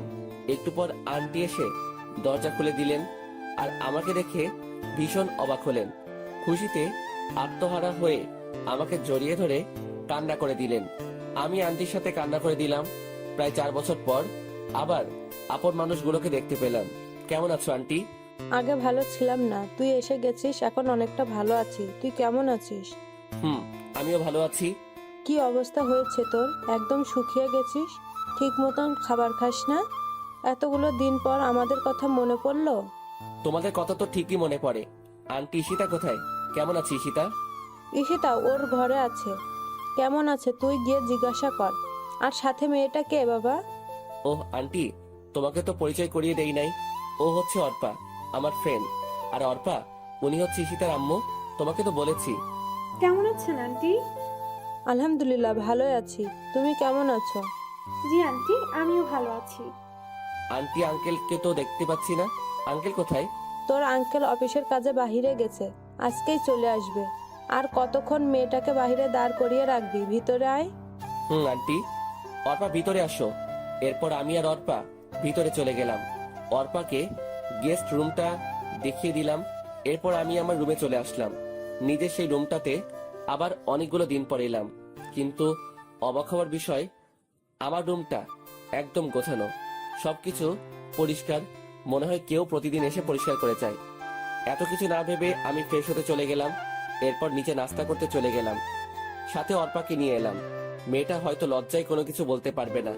আন্টি আমাদেরকে নাস্তা দিলেন। আমি খেয়ে যাচ্ছি, কিন্তু গলা দিয়ে নামতেছে না। কারণ একটাই, ঈশিতা। আসার পর থেকে ঈশিতাকে দেখতেছি না। ব্যাপার কি? মেয়েটা কোথায় গেল? আন্টি ঈশিতা কোথায়? নাস্তা করবে না? আসার পর থেকে তো একবারও দেখলাম না। কি জানি বাবা কি হয়েছে, তুই যাওয়ার পর থেকে মেয়েটা একদম বদলে গেছে। ঠিক মতন খায় না, ঠিক মতন ঘুমায় না, অফিসে এবং কলেজে কোথাও যায় না। দিন দিন কেমন মৃত্যুর মুখে চলে যাচ্ছে। আন্টির কথা শুনে বুকটা কেঁপে উঠল। কি হয়েছে ঈশিতার? তবে কি ওর কোনো ক্ষতি হয়েছে? কেন হঠাৎ করে এইভাবে বদলে গেল? আন্টি, ঈশিতা এখন কোথায়? মনে হয় রুমেই আছে, সারাদিন নিজেকে রুমেই বন্দি করে রাখে। যা তো মেয়েটাকে ডেকে নিয়ে আয়। কে? আমি যাব? তুই যাইবি, এখন যা তো। এরপর আমি ধীরে ধীরে ঈশিতার রুমের দিকে পা বাড়ালাম। উপরে গিয়ে দেখি দরজাটা খোলা। আমি ঈশিতাকে অনেকবার ডাক দিলাম, উঠলো না। এরপর রুমের ভিতরে গিয়ে ঈশিতার খাটের পাশে গেলাম। মেয়েটা ছোট বাচ্চাদের মতো শুয়ে আছে, চুলগুলো মুখের উপরে। আমি আবার ডাক দিলাম। এইবার ঈশিতা চোখ ডলতে ডলতে উঠে গেল। ঈশিতাকে দেখে চোখে পানি ছলছল করছে। কি ঈশিতা, কি হয়ে গেল? শুকিয়ে একদম কাঠ হয়ে গেছে। চোখের নিচে কালো দাগ পড়ে গেছে, আগের থেকে অনেক কালো হয়ে গেছে। আমাকে এইভাবে দেখতে পাবে ঈশিতা কল্পনাও করে নাই। ঈশিতার চোখ অশ্রুতে ভরে গেছে। আজকে অবহেলার প্রতিদানে এই সকল কিছু হচ্ছে। ঈশিতা খাট থেকে নেমে আমার একদম কাছে চলে আসলো, আমাকে জড়িয়ে ধরতে চাইলো, কিন্তু আমি সরে গেলাম। আমার থেকে এইরকম কিছু ঈশিতা আশা করেনি। আমিও ঈশিতার পাশে থাকতে চেয়েছিলাম, কিন্তু ঈশিতা আমার সাথে অনেক খারাপ ব্যবহার করছে, আমাকে প্রতিনিয়ত অবহেলা করে গেছে। এখন এই সবকিছু ঈশিতাকে তিলে তিলে ভুগতে হবে। প্রিয় মানুষটি অবহেলা করলে তা কত কষ্টের ঈশিতাকেও বুঝতে হবে। এখন থেকে আমি অবহেলা করব, আর ঈশিতা সবকিছু সহ্য করবে। আপনাকে আন্টি নিচে নাস্তা খেতে ডাকছে, তাড়াতাড়ি আসেন। জনি, দাঁড়াও, তোমাকে। আমি না শুনে চলে আসলাম, আর ঈশিতা ওইখানে হাঁটু গেড়ে বসে পড়লো। হয়তো বুঝতে পারছে তার কর্মের ফল ভুগছে, কান্না করতে লাগলো। আমি নিচে এসে নাস্তা করতে লাগলাম। এরপর ঈশিতাও এলো। আমি কিছু না বলে চুপচাপ নাস্তা খেয়ে যাচ্ছি, কিন্তু ঈশিতা নাস্তা না করে আমার দিকে তাকিয়ে আছে। ঈশিতাকে কষ্ট দেওয়ার জন্য আমি পুরোটা না খেয়ে চলে আসলাম। আমার এইরকম আচরণে ঈশিতা কষ্ট পেল, পাক না, তাতে আমার কি? আমাকেও তো কম কষ্ট দেয়নি ঈশিতা। এরপর আমি আমার রুমে চলে এলাম। ঈশিতাকে এইভাবে অবহেলা করতে গিয়ে আমি নিজেও অনেক কষ্ট পেলাম, কিন্তু তবুও যে ঈশিতাকে বুঝতে হবে প্রিয় মানুষটির অবহেলা কতটা যন্ত্রণাদায়ক। কিন্তু হঠাৎ করে ঈশিতা এভাবে বদলে গেল কেন? কিছু একটা তো কারণ আছে, জানতেই হবে আমাকে। সেই কারণ, রাতে সেই রকম ঘুম হয় নাই, তাই একটু ঘুমিয়ে নিলাম। ঘুম ভাঙলো দুপুর 12:30। আমার বুকের উপর ভারী কিছু অনুভব করছি। ঘুম থেকে উঠে দেখি ঈশিতা আমাকে জড়িয়ে ধরে ঘুমিয়ে আছে। মেয়েটার কি নিষ্পাপ মুখখানি! আগের কথাগুলো মনে পড়ে গেল। আমি ঘুমের মধ্যেই ঈশিতাকে এক ঝাটকা দিয়ে বুকের উপর থেকে ফেলে দিলাম। সাথে সাথে ঈশিতার ঘুমটা ভেঙে গেল। আপনি এখানে কি করেন? কেন আসলেন এই রুমে? আবার আমার বুকে মাথা রেখে আমাকে জড়িয়ে ধরে ঘুমিয়েছিলেন। আমার স্বামীকে আমি জড়িয়ে ধরে ঘুমাতে পারি, আমার অধিকার আছে। কিসের স্বামী? হ্যাঁ, কেউ একজন বলেছিল স্বামী ইজ মাই ফুড, আর অধিকারের কথা বলছেন। একদিন আমিও আপনার কাছে স্বামীর অধিকার চাইতাম, কিন্তু আপনি আমাকে শুধু অবহেলা করে আসছেন। কত কষ্ট দিয়েছেন, মনে আছে আপনার? আমার কথাগুলো শুনে ঈশিতা ফুপিয়ে ফুপিয়ে কান্না করতে লাগলো। প্লিজ জনি, এরকম করো না। আমি তোমাকে ভীষণ ভালোবাসি, নিজের থেকেও বেশি। ভালোবাসা? আমি এখন আর আপনাকে ভালোবাসি না। আমার মতো ছোট লোক কাউকে ভালোবাসতে পারে না। অর্পা মেয়েটাকে চিনেন? আমি ওকেই ভালোবাসি। ও আপনার মতো নিষ্ঠুর না, অনেক ভালো মেয়ে অর্পা। আর আপনার না বয়ফ্রেন্ড আছে, তাহলে আমার কাছে কেন ভালোবাসা চাইতে আসলেন? আপনার বয়ফ্রেন্ডের কাছে যান। আগে তো আপনি বলতেন আমি যেন এই বাড়ি ছেড়ে চলে যাই। এখন আর আপনাকে বলা লাগবে না, আমি নিজে থেকেই চলে যাব যদি কখনো ডিস্টার্ব করেন। আমি আর তোমাকে ডিস্টার্ব করব না, তবু তুমি আমাকে ছেড়ে যেও না। আমার কথাগুলো শুনে ঈশিতা ফুপিয়ে ফুপিয়ে কান্না করে যাচ্ছে। কান্না করার কারণে ঈশিতার নিঃশ্বাস নিতে কষ্ট হচ্ছে। আর কোনো কথা না বলে ঈশিতা কান্না করতে করতে চলে গেল। ঈশিতা এখন বুঝবে ভালোবাসার মানুষটি অবহেলা করলে কতটা কষ্ট লাগে। এরপর আমি ফ্রেশ হয়ে নিলাম। জোহর নামাজের আজান দিয়েছে, তাই নামাজ পড়তে মসজিদে চলে গেলাম। নামাজ পড়ে বাড়িতে আসার সময়ই রাকিবের সাথে দেখা হলো। আরে দোস্ত, তুই কখন আসলি? দেশে ফিরে আসলি, কিন্তু একবারও জানালিও না। আমি তো আজকে সকালেই এলাম। আসলে বাংলাদেশে আসার পর সিম নেওয়া হয় নাই, তাই যোগাযোগ করতে পারি। তো কেমন আছিস তুই? আলহামদুলিল্লাহ ভালোই আছি। জানিস দোস্ত, আমার বিয়ে হয়ে গেছে। আমি এখন আর ব্যাচেলার নেই। আরে বাহ, ভালোই তো। আচ্ছা দোস্ত, এখন বাড়ি যেতে হবে। একদিন তোদের বাড়িতে যাব। আচ্ছা ঠিক আছে, ভালো থাকিস। তুইও। এরপর বাড়ি চলে এলাম। দুপুরের খাবার খেয়ে বসে বসে টিভি দেখতেছি। এরই মাঝে অর্পা এসে হাজির হলো। কিছু বলবে অর্পা? আসলে আমরা না একা একা ভালো লাগছে না, চলো না আমরা একটু ঘুরে আসি। ঘরে বসে থাকতে থাকতে ভালো লাগে না, আর ঈশিতার সাথেও কথা বলতে ভয় করে। ও যদি আমাকে কিছু বলে? ধুর পাগলি, ঈশিতা ওই রকম মেয়ে না, তোমাকে কিছু বলবে না। উল্টো তোমার সাথে ফ্রেন্ডলি আচরণ করবে। আর আজকে বিকালবেলা রেডি থেকো, আমরা ঘুরতে বের হব। ওয়াও, সত্যি? সত্যি। ঠিক আছে, তাহলে আমি ঈশিতাকে রেডি হয়ে নিতে বলছি। আমরা সবাই একসাথে যাব, তাহলে অনেক মজা হবে। না, তাকে বলার দরকার নাই, শুধু আমি আর তুমি যাব। সময় হলে আমি নিজেই ঈশিতাকে নিয়ে যাব। কিন্তু ঈশিতা? তোমাকে না বলছি আর কেউ যাবে না। ওকে, অ্যাজ ইউ উইশ। এরপর আরো কিছুক্ষণ টিভি দেখে রেডি হয়ে নিলাম। অর্পা আর আমি গাড়ি নিয়ে ঘুরতে বেরিয়ে গেলাম। আমরা অনেক জায়গায় ঘুরলাম, অনেক কিছু খেলাম, কিন্তু আমার যে কিছুই ভালো লাগছে না। ঈশিতাকে এইভাবে কাঁদিয়ে আমিও ঠিক থাকতে পারছি না। কিছুতেই মন মানছে না। এরপর আমরা ঘোরাঘুরি শেষ করে প্রায় সন্ধ্যার দিকে বাড়ি ফিরলাম। এরপর আমি ফ্রেশ হয়ে একটু শুয়ে রইলাম আর ভাবতে লাগলাম, ঈশিতার মাঝে এত পরিবর্তন আসলো কিভাবে? ওর নাকি বয়ফ্রেন্ড ছিল, তাহলে গেল কোথায়? কেন এখন ঈশিতা আমার জীবনে আসতে চাইছে? অবহেলা করার পর কেন আপন করতে চাইছে? সবকিছু যেন গুলিয়ে যাচ্ছে। রাত প্রায় 10টা বেজে গেছে। নিচে খেতে ডাকছে। আমি নিচে গিয়ে খাওয়ার জন্য টেবিলে বসে পড়লাম। সবাই আছে, শুধু আঙ্কেল নেই। ঈশিতা আমার সামনের চেয়ারটাতেই বসা। ঈশিতা না খেয়ে শুধু আমার দিকে তাকিয়ে আছে। মেয়েটা এমন কেন না খেয়ে আমার দিকে তাকিয়ে আছে? আমার দেখার জন্য তো সারা জীবন পাবেই। আমি কিছু না বলে চুপচাপ খেয়ে নিলাম। এরপর ছাদে চলে এলাম, একটা সিগারেট ধরালাম। ধীরে ধীরে পুরো সিগারেটটা শেষ করে দিলাম। এইভাবে 1 প্যাকেট সিগারেট খেয়ে ফেললাম। আপন মানুষগুলো যখন পর হয় তখন এই জিনিসটাই সবচাইতে আপন হয়ে যায়। এরপর ঘরে এসে শুয়ে পড়লাম। ভোরবেলা ঘুম থেকে উঠে ফ্রেশ হয়ে নামাজ পড়তে চলে গেলাম। নামাজ শেষে বাড়িতে চলে এলাম। অনেকদিন সূর্যোদয়টা দেখা হয় না, তাই ছাদে এলাম। পূব আকাশে হালকা আলো চিকচিক করছে, বয়ে যাচ্ছে মৃদু বাতাস, আর রয়েছে চারিদিকে পাখিদের কিচিরমিচির আওয়াজ। সব মিলিয়ে একটা মনোমুগ্ধকর পরিবেশ। ভালোই উপভোগ করছি। হঠাৎ পিছনে কারো উপস্থিতি টের পেলাম। পিছনে তাকিয়ে দেখি আর কেউ নয়, ঈশিতা আমার পিছনে দাঁড়িয়েছিল। আমি ওর থেকে মুখ ফিরিয়ে নিলাম।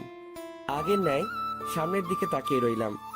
ঈশিতা কিছু বলবে মনে হচ্ছে, কিন্তু কিছু না বলে আবার কিভাবে চলে গেল। আমিও আর কিছু না বলে নিচে চলে এলাম। এরপর আন্টি ডাক দিলেন নাস্তা করার জন্য। আমি নিচে চলে গেলাম। আঙ্কেল দেখি উপস্থিত আছেন, হয়তো রাতে বাড়ি ফিরলেন। আমি আঙ্কেলের পাশে গিয়ে দাঁড়ালাম। আঙ্কেল হাতের খবরের কাগজটা রেখে আমাকে জড়িয়ে ধরলেন আর কান্না করতে লাগলেন। আমার এই ভুবনে আব্বু আম্মু নেই, কিন্তু আঙ্কেল আন্টি এখন আমার আব্বু আম্মু। আমিও আঙ্কেলকে জড়িয়ে ধরে কান্না করতে লাগলাম। ওনারা না থাকলে হয়তো আমাকে একটা অস্তিত্বহীন জীবন যাপন করতে হতো। এইভাবে চলে আসলি, আমাদেরকে তো অন্তত একবার জানাতে পারতে। ভাবলাম সারপ্রাইজ দিব। কেমন হলো সারপ্রাইজটা? অনেক ভালো। এই কি অবস্থা হয়েছে তোর? কেন এমন করিস নিজের সাথে? অন্তত আমাদের কথা ভেবে না হয় শরীরের যত্ন নে।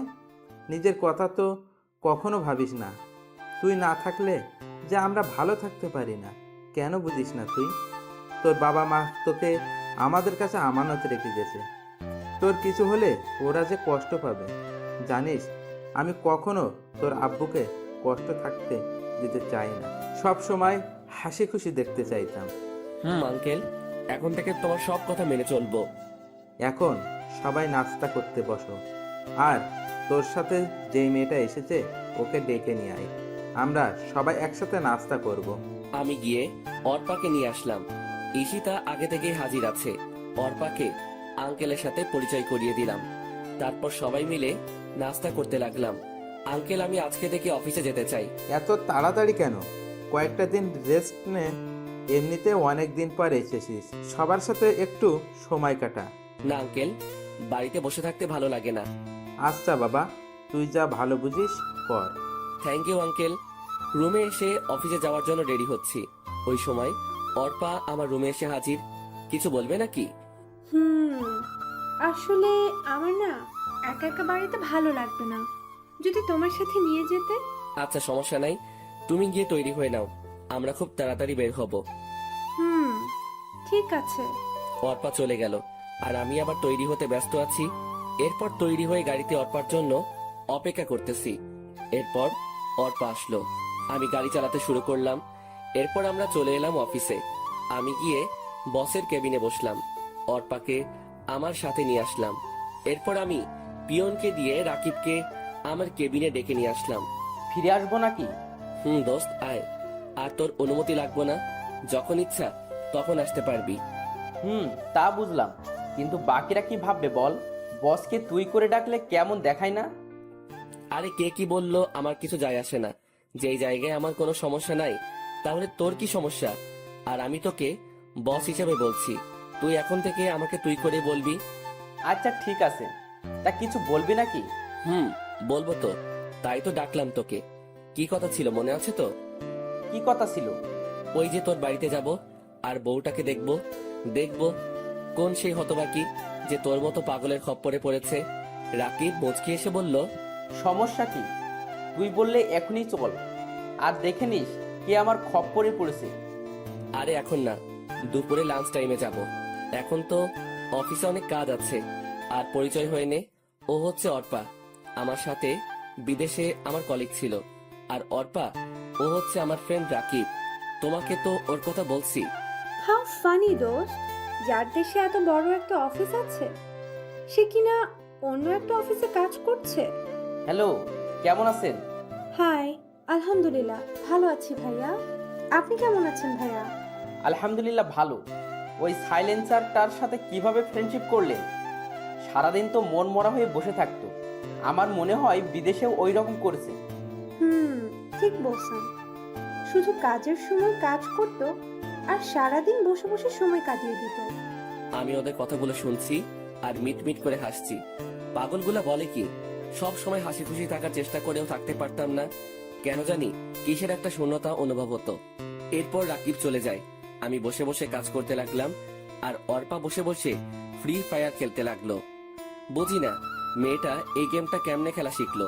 আমার থেকে ভালো খেলতে পারে, তাই তো সব সময় আমার স্কোয়াডে রাখি।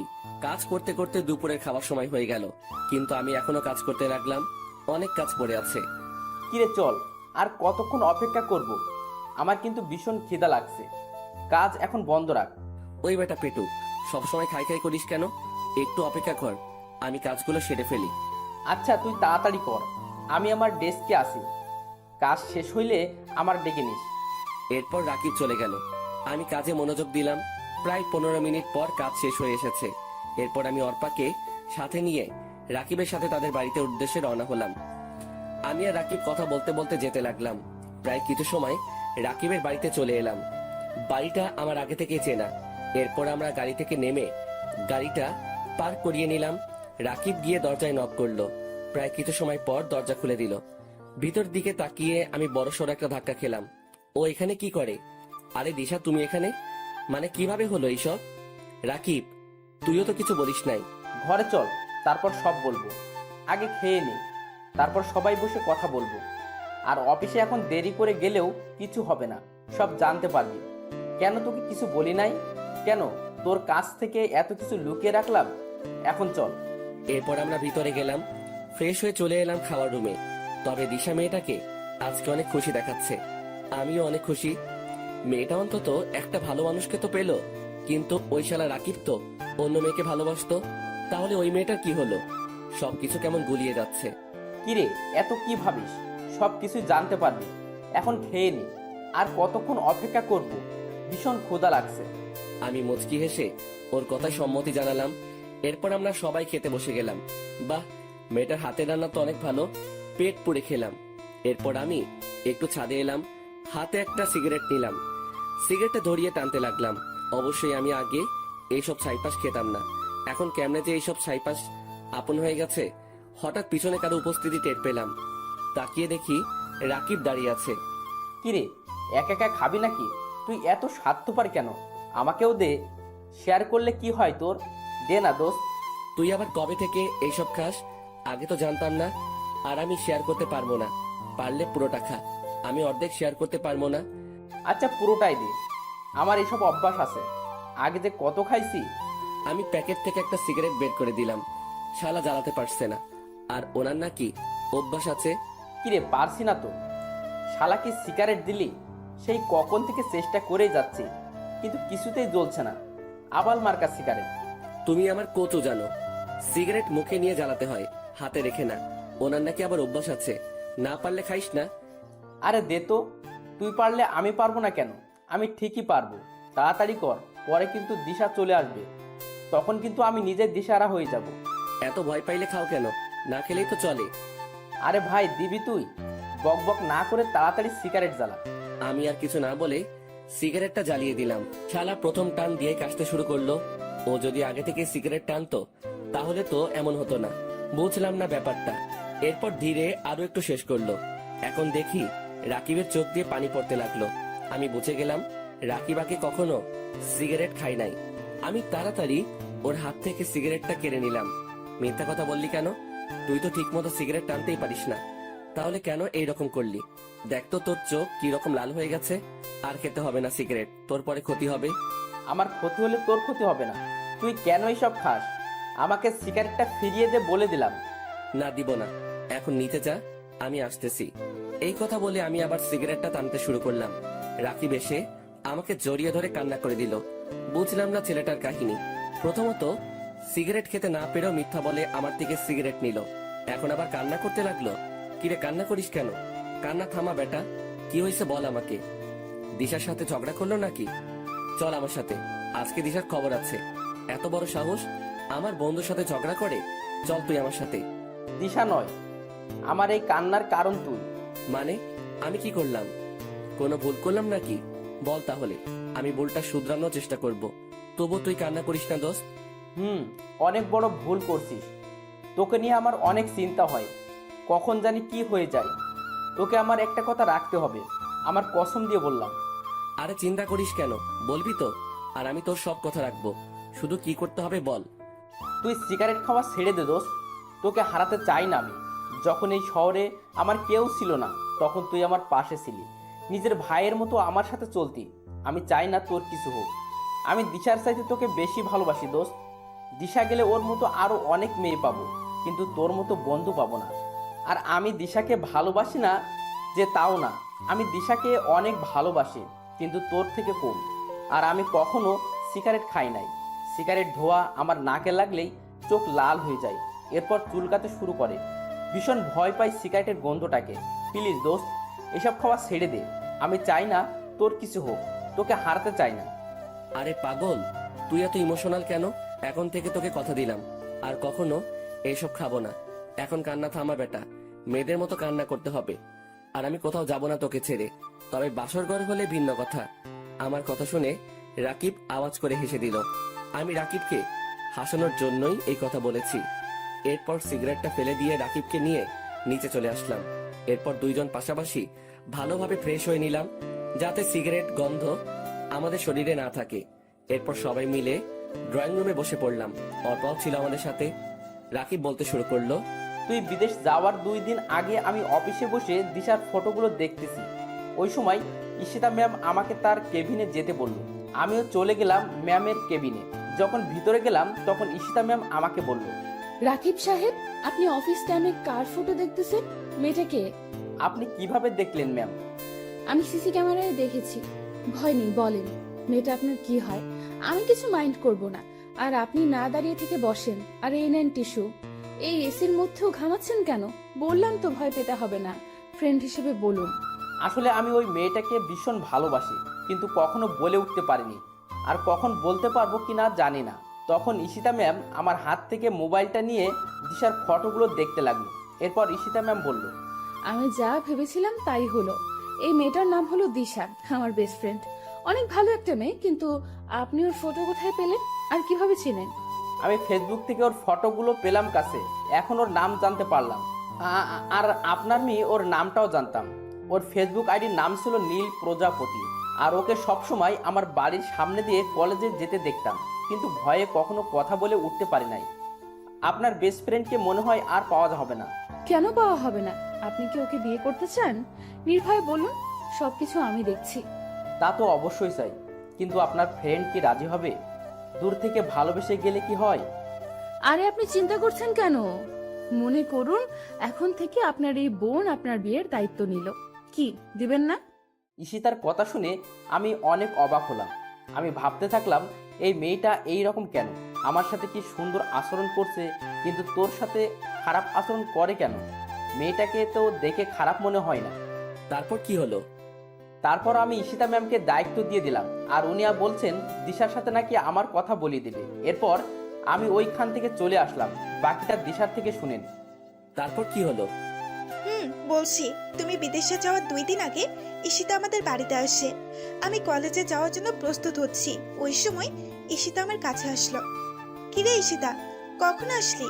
এখানে আয়, বস। এসেছি, তোর জন্য একটা খবর আছে। আজকে আর কলেজে যেতে হবে না। আরো এমন একটা খবর দিব তুই ভাবতেও পারবি না। তোর জন্য 2টা নিউজ আছে। কি নিউজ শুনি? তাও আবার একটা না দুইটা নিউজ আছে। কিন্তু কলেজে তো যেতে হবে, গুরুত্বপূর্ণ কাজ আছে। আরে ছাড় তো কাজ, আজকে না গেলে কিছুই হবে না। এখন বলতেছি সব শোন। তোকে একটা ছেলে ভালোবাসে, ছেলেটা ভীষণ হ্যান্ডসাম, আমার অফিসেই কাজ করে। আর বড় কথা হচ্ছে ও জনের বেস্ট ফ্রেন্ড, অনেক ভালো ছেলে।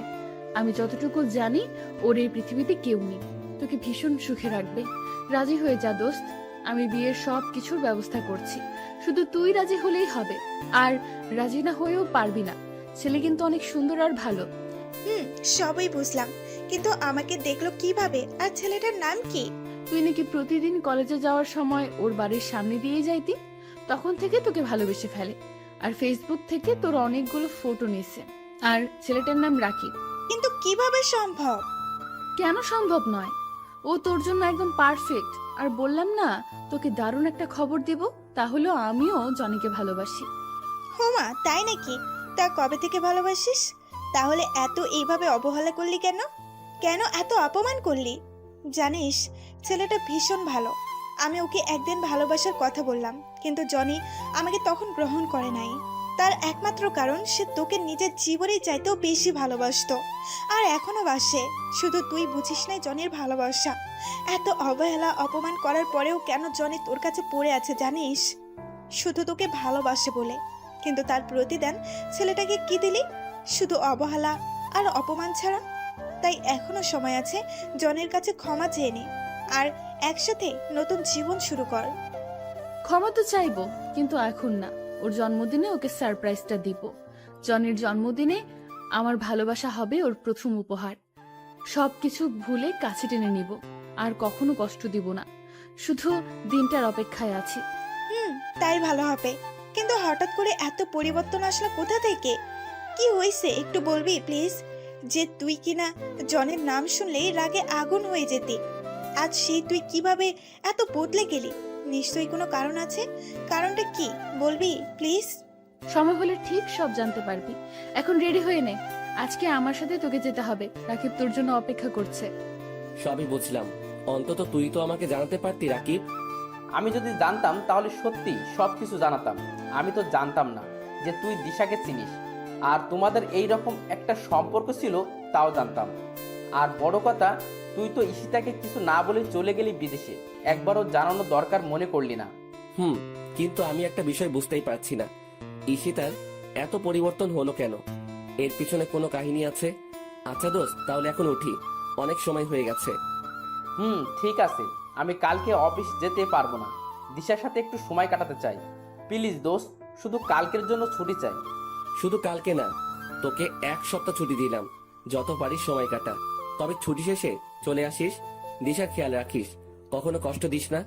আর দিশা আমার বন্ধুটা কিন্তু সাদাসিধে আর ইমোশনাল, তাই কখনো ওকে অবহেলা বা ইগনোর করিও না। আর তুমি আমাকে ক্ষমা করে দিও জনি। জানি আমার এই অপরাধের ক্ষমা নেই। ঈশিতাকে আর কষ্ট না দিয়ে কাছে টেনে নাও। অনেক কষ্ট আছে মেয়েটা। তুমি তো জানো, প্রিয় মানুষটির দেওয়া অবহেলা মৃত্যুর সমান। যদি বেশি ইগনোর করো ঈশিতাকে, তাহলে জীবনে তাকে হারিয়ে ফেলতে পারো। আরে ক্ষমার কি আছে?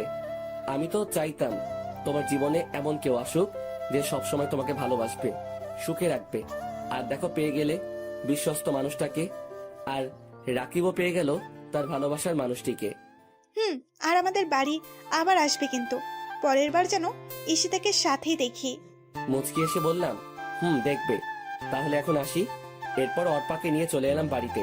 তবে আজকে আমি ভীষণ খুশি। ঈশিতা আমাকে আরো 4 বছর আগে থেকে ভালোবাসতো, কিন্তু এত তাড়াতাড়ি ঈশিতাকে কাছে টেনে নিলে হবে না। ওকে ভালোভাবে বুঝতে হবে আপনজনের অবহেলা সহ্য করা কতটা যন্ত্রণাদায়ক। এরপর আমি ফোন করে বলে দিলাম অফিস যেন আজকে 4টায় ছুটি দিয়ে দেয়। ভালো লাগছে না, তাই রুমে বসে আছি। হঠাৎ কোথায় থেকে ঈশিতা আমার রুমে এসে হাজির। আপনি এখানে কেন? চলে যান আমার রুম থেকে। আপনাকে দেখলে আমার শরীরটা জ্বালা করে, অসহ্য লাগে আপনাকে। কি চান এখানে? এইভাবে কথা বলছো কেন? আমি তো তোমার বউ, মাফ করে দাও না প্লিজ আমাকে। কখনো তোমাকে কষ্ট দেব না, প্লিজ। ভীষণ ভালোবাসি তোমায়। তোমাকে ছাড়া আমার একটা দিনও ভাবা কষ্টকর। তোমাকে যে হৃদয়ের গোপন কুঠিরেতে বেঁধে ফেলেছি, যদি দূরে যেতে চাও তাহলে আমার কলিজা ছিঁড়ে যেতে হবে। তখন হয়তো আমি একটা জীবন্ত লাশ হয়ে যাব। মাফ করব, তাও আবার আপনাকে? অসম্ভব। কখনো আমি আপনাকে মাফ করব না। আর কি বললেন, ভালোবাসেন আমাকে? ভীষণ হাসি পাচ্ছে আপনার কথা শুনে। হঠাৎ কোথায় থেকে এত ভালোবাসার উৎপত্তি ঘটলো? আমি একদিন একজনকে ভীষণ ভালোবাসতাম, তাকেও যত্ন করে রেখেছিলাম হৃদয়ের গোপন কুঠুরিতে। কিন্তু কি পেলাম তার কাছ থেকে? দিন শেষে অবহেলা আর অপমান হলো আমার পথ চলার সাথী। আর আমিও এখন জীবন্ত লাশ হয়ে জীবনযাপন করতেছি। তাই কাউকে আর জীবনের সাথে মিশাতে পারবো না। ভালোবাসা সবার জীবনে একবারই আসে, আমারও ছিল, কিন্তু তা আজকে লাশ হয়ে গেল। আমার হাতটা ধরে ঈশিতা বলল, প্লিজ আমাকে ক্ষমা করে দাও। আমি আসলে বুঝতে পারি নাই, ভীষণ ভালোবাসি তোমাকে। আমি আমার ভুল বুঝতে পেরেছি। তোমার সাথে খারাপ ব্যবহার করা ঠিক হয়নি। এখন যদি আমাকে ক্ষমা না করো তাহলে আমাকে চিরতরে হারাবে। তুমি আমাকে ছেড়ে কয়েক বছর দূরে ছিলে, আমি কিন্তু চিরতরের জন্য দূরে চলে যাব, এমন দূরে যেখানে গেলে কেউ আর কখনো ফিরতে পারে না। আমার হাতটা ছাড়ুন। যখন খারাপ ব্যবহার করেছেন তখন বোঝার কথা ছিল, এখন না। আরে কোথায় যাবেন? চিরতরের জন্য দূরে? তো চলে যান না, কে আটকে রেখেছে? আমার হাত ছাড়ুন। না, আমি তোমার হাত ছাড়বো না। আগে বলো ভালোবাসি। আপনাকে বলছি হাত ছাড়তে। হাত ছাড়ুন, না হয় আমি কিছু একটা করে ফেলবো। যত কিছুই হোক আমি তোমার হাত ছাড়বো না। ছাড়বেন না তো? বললাম তো ছাড়বো না। আমি জোর করে হাতটা ছাড়িয়ে নিয়ে ঠাস ঠাস করে ঈশিতাকে 2টা থাপ্পড় মারলাম। ঈশিতা হয়তো আমার থেকে এইরকম কিছু আশা করে নাই। ওই, তোর সমস্যা কি? আমি তোর মতো মেয়েকে ভালোবাসি না, আমি অর্পাকে ভালোবাসি। আর আগে তুই আমাকে এই বাড়ি ছেড়ে চলে যেতে বলতি না, কিন্তু এখন তুই যদি যাস আমি এই বাড়িতে থাকি, তবু থাকবো না। এখন দূর হ আমার সামনে থেকে। আমার সামনে আসার চেষ্টা করবি না, তখন কিন্তু আরো খারাপ হবে তোর সাথে। যত সব নষ্ট মেয়ে কোথাকার। আমার কথা শুনে মেয়েটা আর এখানে দাঁড়াতে পারলো না, কান্না করতে করতে চলে গেল। এখন আমার নিজেরই কান্না আসতে লাগলো। মেয়েটাকে এইভাবে মারাটা ঠিক হয় নাই। থাপ্পড়টা অনেকটা জোরেই লেগেছে, ঠোঁট কেটে রক্ত বের হতে লাগলো মেয়েটার। কথাগুলো ভাবতেই কান্না চলে এলো। আমি কান্না করতে লাগলাম, সরি ঈশিতা, তোমাকে এইভাবে কষ্ট দিতে চাই নাই, কিন্তু আমারও যে কিছু করার নাই। ভালোবাসার মায়াজালে বন্দি আমি, নিজেকে নিজেই বলতে লাগলাম। তবে মেয়েটা শেষ কথাটা আমাকে বেশি ভাবাচ্ছে। ওকে চিরতরের জন্য হারাতে হবে। তবে কি মেয়েটা ওর নিজের কোনো ক্ষতি করবে না তো? না, এই মেয়েটাকে চোখে চোখে রাখতে হবে, কোনো ক্ষতি হতে দেওয়া যাবে না। আর কোনো কিছু না ভেবে একটু ঘুমাতে চেষ্টা করলাম, ঘুম কিছুতেই আসছে না। কি জানি মেয়েটা কি করতেছে। আমি শোয়া থেকে উঠে ধীরে ধীরে ঈশিতার রুমের দিকে এগোতে লাগলাম। দরজার কাছে এসে ভিতরে তাকিয়ে দেখি মেয়েটা শুয়ে আছে। একটু কাছে গিয়ে মোবাইলের ফ্ল্যাশ লাইটটা জ্বালিয়ে দেখি মেয়েটার চোখ দুটো ফুলে আছে। ওকে দেখেই বুকের ভিতরটায় ঝড় শুরু হয়ে গেল। মনে হয় অনেক কান্না করেছে। মোবাইলের লাইটের আলো চোখে পড়াতে ঈশিতার ঘুমটা ভেঙে গেল। আমাকে দেখেই এক প্রকার জড়িয়ে ধরলো। আমি কিছুক্ষণ সময় চুপ করে রইলাম। এরপর বললাম, আমাকে ছাড়েন, এইভাবে জড়িয়ে রেখেছেন কেন? জড়িয়ে ধরে রেখে ঈশিতা বলতে লাগলো, না, ছাড়বো না। ছেড়ে দিলেই আমাকে ছেড়ে অনেক দূরে চলে যাবে। আমি তা কখনো হতে দিব না। ভীষণ ভালোবাসি তোমায়। যদি কখনো দূরে চলে যাও তাহলে আমি সত্যিই মরে যাব। জানো, আজকে তোমার থাপ্পড় দেওয়াতে কষ্ট পাই নাই, কষ্ট পাইছি তোমার কথাগুলোতে। প্লিজ আমাকে মাফ করে দাও। কখনো তোমাকে ভুলতে পারবো না। আর যদি দূরে চলে যাও তাহলে আগে আমাকে শেষ করে দাও, তারপর চলে যাও। সবকিছু ভুলে আমাকে কাছে টেনে নাও। আচ্ছা যাব না, এখন ঘুমাও, শুভরাত্রি। তারপর আমিও ঈশিতার কাছ থেকে নিজেকে ছাড়িয়ে নিয়ে চলে আসলাম। আমার রুমে এসে শুয়ে পড়লাম। ঘুম থেকে উঠে আমি চমকে গেলাম। ঈশিতা আমাকে জড়িয়ে ধরে শুয়ে আছে। মেয়েটার দিকে তাকিয়ে দেখি ঠোঁটের কোণায় এখনো রক্তের দাগ লেগে আছে, আর গালে আছে 5 আঙ্গুলের দাগ। মেয়েটা আজকে ভীষণ মায়াবী লাগছে। অন্যরকম একটা মায়া কাজ করছে ওর মুখে। ওর মায়া ভরা মুখটা আমাকে ওর দিকে টানছে। তবু নিজেকে সামলিয়ে নিয়ে ঈশিতাকে ডাকতে লাগলাম, ঈশিতা, এই ঈশিতা, ওঠো, এখানে কেন আসলে? আরে আমাকে ছাড়ো, অনেক বেলা হয়েছে, তাড়াতাড়ি উঠে পড়ো। ঈশিতা উঠে দেখে ও আমার বুকে মাথা দিয়ে শুয়ে আছে। আমাকে দেখে ভীষণ লজ্জা পেল ঈশিতা। আর আমার মুখে তুমি ডাকটা শুনে ঈশিতা অনেকটা বিস্মিত হলো। এরপর আমাকে ছেড়ে ঈশিতা দৌড়ে চলে গেল। এরপর আমি ফ্রেশ হয়ে নাস্তা করতে চলে গেলাম। নিচে ঈশিতা আর অর্পা দুইজন বসে গল্প করছে। আমি গিয়ে তাদের সাথে বসে পড়লাম আড্ডাতে। অনেক মজা হয়েছে, তবে ঈশিতাকে আজকে ভীষণ খুশি দেখাচ্ছে। মেয়েরা বেশি কিছু চায় না, শুধু নিজের ভালোবাসার মানুষটির কাছ থেকে একটু ভালোবাসা পেলেই তা তাদের জন্য যথেষ্ট। ঈশিতাও তার ব্যতিক্রম নয়। ঈশিতা কেন এত খুশি তা তো আমি জানি। এরপর সবাই মিলে নাস্তা করে নিলাম। নাস্তা শেষ করে আমি রুমে চলে আসলাম। অফিসে যাব তাই রেডি হতে লাগলাম। হঠাৎ করেই অর্পা আমার রুমে এলো। কিছু বলবে নাকি অর্পা? আমি অফিসে যাব, কিছু প্রয়োজন হলে বলো। না, আমার কিচ্ছুর প্রয়োজন নেই। তোমাকে একটা কথা বলতে চাই। আমি আর এখানে থাকতে পারবো না। বলো, কি বলবে? আর থাকবে না কেন? ঈশিতা কি কিছু বলেছে? তাহলে আমাকে বলো, তোমার সাথে কি খারাপ ব্যবহার করেছে? না, ঈশিতা কিছু বলে নাই। জানো, ঈশিতা খুব ভালো মেয়ে। আসলে আম্মু ফোন করেছে, আমাকে বাড়িতে যেতে বলেছে। আমার নাকি বিয়ে ঠিক করেছে। বিয়েতে আব্বু আম্মু সবাই রাজি আছে। আর আমার বিয়ের মধ্যে দিয়েই তারা আবার এক করতে পারবো। আর এর জন্য আমাকে যা করতে হয় করব। তবু আব্বু আম্মুকে এক করবই। যদি এর জন্য আমাকে বিয়ে করতে হয় তাতেও আমি রাজি আছি। আমি সব সময় তাদের সুখে দেখতে চাই। আর তোমাকে এইটাই বলতে এসেছি। আমি সবকিছু গুছিয়ে নিয়েছি। তুমি প্লিজ আমাকে বাস স্ট্যান্ডে নিয়ে আসো। ও, তা কবে ঠিক করলো বিয়ে? যদি তোমার বিয়ে করাতে আন্টি আঙ্কেল আবার এক হয় তাতে সমস্যা নাই, কিন্তু ছেলেটাকে কিরকম ছেলে স্বভাব? আর এখনই যেতে হবে নাকি? ছেলেটা খুব ভালো। আর ও হচ্ছে আমার মামাতো ভাই, আমার সমবয়সী। আব্বু আম্মু সবাই রাজি। এখন কি আমি না করতে পারি? আমি সব সময় তাদের হাসি খুশি দেখতে চাই। আর বিয়েটা কবে আমাকে এখনো বলে নাই, শুধু তাড়াতাড়ি বাড়ি ফিরতে বলেছে। তাহলে ভালোই হবে। আচ্ছা তুমি যাও, আমি রেডি হয়ে আসছি। আমি ভালোভাবে রেডি হয়ে নিলাম। এরপর নিচে এসে বসে রইলাম। অর্পা এখনো আসে নাই। নিচে ঈশিতাও বসে আছে। আমি ঈশিতাকে শুনিয়ে শুনিয়ে বলতে লাগলাম, আন্টি, আমি আজকে অর্পার সাথে চলে যাচ্ছি। আবার কখনো এই বাড়িতে আসা হবে কিনা জানি না। ভালো থেকো সবাই। আর কেউ একজন আছে এই বাড়িতে, তাকে বলে দিও আমি আর ফিরবো না। আমাকে দেখলে তো আবার তার সহ্য হয় না। ওইখানে অর্পাকে বিয়ে করে নিব। আমাদের বাচ্চা হলে তবেই ফিরবো। কথাগুলো ঈশিতাকে শুনিয়ে শুনিয়ে বললাম, যাতে ঈশিতা রাগ করে। আসলে আমার এইরকম কোনো চিন্তা ভাবনা ছিল না। ভাবলাম ঈশিতাকে রাগিয়ে অফিসে চলে যাব। এরপর অফিস থেকে আসার সময় তার রাগ ভাঙানোর জন্য যা করতে হয় করব। এরপর আমি আর অর্পা গাড়ি নিয়ে বেরিয়ে পড়লাম।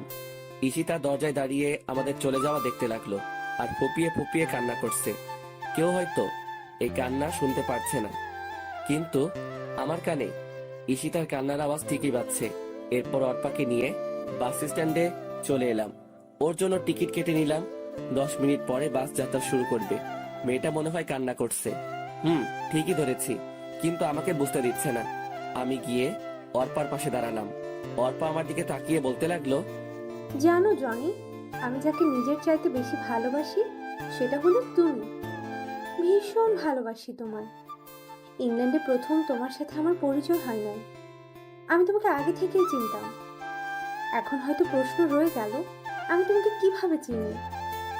ফেসবুকে আমার একজন প্রিয় রাইটার ছিল, অনেক ভালোবাসতাম তার গল্পগুলোকে। কিন্তু হঠাৎ ওই আইডি থেকে গল্প আসা বন্ধ হয়ে যায়। আইডিটা কে ও আর খুঁজে পাই নাই। অনেকদিন ফেসবুকে শুধু ওই আইডিটা খুঁজেছি। এভাবে একটা বছর পার হয়ে গেল। এরপর তুমি আমার সাথে ইংল্যান্ডে জব নাও। এরপর আমার ভালো বন্ধু হয়ে উঠি। তো একদিন তোমার মোবাইলে একটা ফোন এসেছিল। তুমি তখন বসের কেবিনে ছিলে। আমি ফোনটা রিসিভ করার আগেই কেটে যাই। তা আমি তোমার মোবাইলে ফেসবুক দেখতে পেলাম। ভাবলাম তোমার সাথে অ্যাড হয়ে নেই। যখন তোমার মোবাইল থেকে ফেসবুকে ঢুকলাম তখন কিছু সময়ের জন্য নিশ্চুপ হয়ে গেলাম, কারণ এতগুলো দিন ধরে যে আইডিটা খুঁজেছি ওটা তোমার আইডি ছিল। জানো, ভীষণ ভালোবাসতাম তোমায়, কিন্তু তুমি এখন অন্য কারো। সব কিছু তো আর চাইলেই পাওয়া যায় না।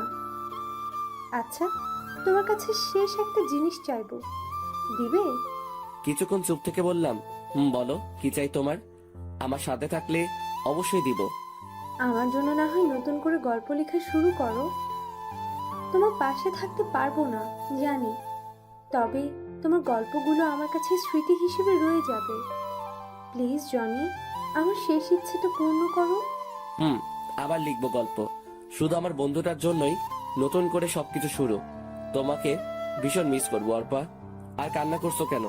আমি তো সবসময় তোমার পাশেই আছি বন্ধু হিসেবে। নিয়তি চাইলে আবার দেখা হবে আমাদের। আর আমার সাথে যোগাযোগ রাখবা কিন্তু। জামাইকে পেয়ে আমাকে আবার ভুলে যেও না। আমার কথাগুলো শুনে আবেগের বশে আমাকে জড়িয়ে ধরলো অর্পা, আর কান্নার গতি আরো বাড়িয়ে দিল। আর আশেপাশের সবাই আমাদেরকে দেখতে লাগলো। এই অর্পা কি করছো? সবাই দেখছে তো, এখন ছাড়ো আমাকে। সবাই কি ভাববে? আমি আর তুমি বিষয়টা স্বাভাবিকভাবে নিলেও অন্যরা কিন্তু স্বাভাবিকভাবে নিবে না। আর তোমার বাস চলে এসেছে। আমাকে ছেড়ে দিয়ে মেয়েটা কান্না করতে করতে বাসে উঠে গেল এবং এমন সময় তার নিয়মে চলতে শুরু করলো। তার সাথে অর্পাও আমার থেকে দূরে সরে যেতে লাগলো। চোখের নিমিষে অনেক দূরে চলে গেল একজন প্রিয় মানুষ।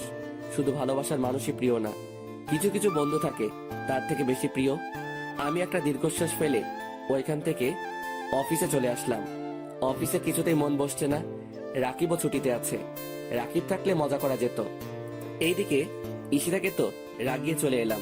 মেয়েটা এখন কি করছে কে জানে। কোনো মতে দিনটা অফিসে কাটিয়ে দিলাম। সন্ধ্যার সময় বাড়ি ফেরার পথে ঈশিতার জন্য একগুচ্ছ গোলাপ ফুল আর অনেকগুলো ডেইরি মিল্ক নিলাম। গোলাপ আর চকলেট ঈশিতার অনেক প্রিয়, তাই রাগ ভাঙানোর জন্য এইগুলো নিয়ে নিলাম। এরপর আমি বাসায় চলে এলাম, কিন্তু অবাক করার বিষয় পুরো বাড়ি অন্ধকার। তাই আমি ধীরে ধীরে বাড়িতে ঢুকলাম। এরপর ঘরের বাতিগুলো চালু করলাম। কি ব্যাপার, বাড়িতে কাউকে দেখতে পাচ্ছি না। কোথায় গেল সবাই? আন্টি আঙ্কেলের রুমে গিয়ে তারা নেই, তাই আমি ঈশিতার রুমে গেলাম। রুমটা অন্ধকারে ছেয়ে আছে। এই অন্ধকার যেন আমাকে কিছু একটা ইঙ্গিত দিচ্ছে। আমি ঈশিতার রুমের বাতি দিলাম, কিন্তু ঈশিতাকেও দেখতে পাচ্ছি না। আজকে হলোটা কি? সবাই কোথায় গেল? হঠাৎ আমার চোখ গেল ঈশিতার রুমের টেবিলের উপরে রাখা একটা কাগজে। কিছু একটা লেখা আছে মনে হচ্ছে। আমি কাগজটা হাতে নিয়ে পড়া শুরু করলাম। প্রিয় জনি, চিঠিটা যখন পাবে তখন হয়তো আমি চলে যাব অনেক দূরে। এখন আর কেউ তোমার ভালোবাসা পাওয়ার জন্য বসে থাকবে না, কেউ আর তোমাকে ডিস্টার্ব করবে না। একটা কথা কি জানো, কথায় আছে মানুষ দাঁত থাকতে দাঁতের মর্ম বোঝে না। ঠিক তেমনি তুমি থাকতে তোমার ভালোবাসা আমি উপলব্ধি করতে পারি নাই। জানো, যখন তুমি একা বাড়ি ছেড়ে চলে গেছো তখন তেমন কষ্ট পাই নাই। কষ্ট পাইছি যখন তুমি আমাকে শুনিয়ে শুনিয়ে অর্পার সাথে চলে যাওয়ার কথা বলছো। জানো, এই দিনটাই আমার জীবনের সবচেয়ে খারাপ দিন ছিল। তোমাকে অবহেলা করতে গিয়ে কখন যে ভালোবেসে ফেলেছি নিজের অজান্তে, তা ঠিক আমি নিজেই জানি না। এখন তুমি হয়তো ভাববে যে মেয়েটা তোমাকে এত অবহেলা আর অপমান করতো সে আবার ভালোবাসে কিভাবে। তাহলে শোনো, তুমি যখন বিদেশ যাবে তার একদিন আগে আমি একটা খবর পাই। হয়তো ভাববে কি এমন খবর। আসলে ওই দিন যে আমি পার্টিতে ড্রিঙ্ক করে মাতাল হয়ে যাওয়াতে যে ছেলেটা আমার দুর্বলতার সুযোগ নিতে চেয়েছিল তার সাথেই আমার পথে দেখা হয়। মনে আছে তোমার? আমি ঠিক ওই 4 বছর আগের কথা বলছি।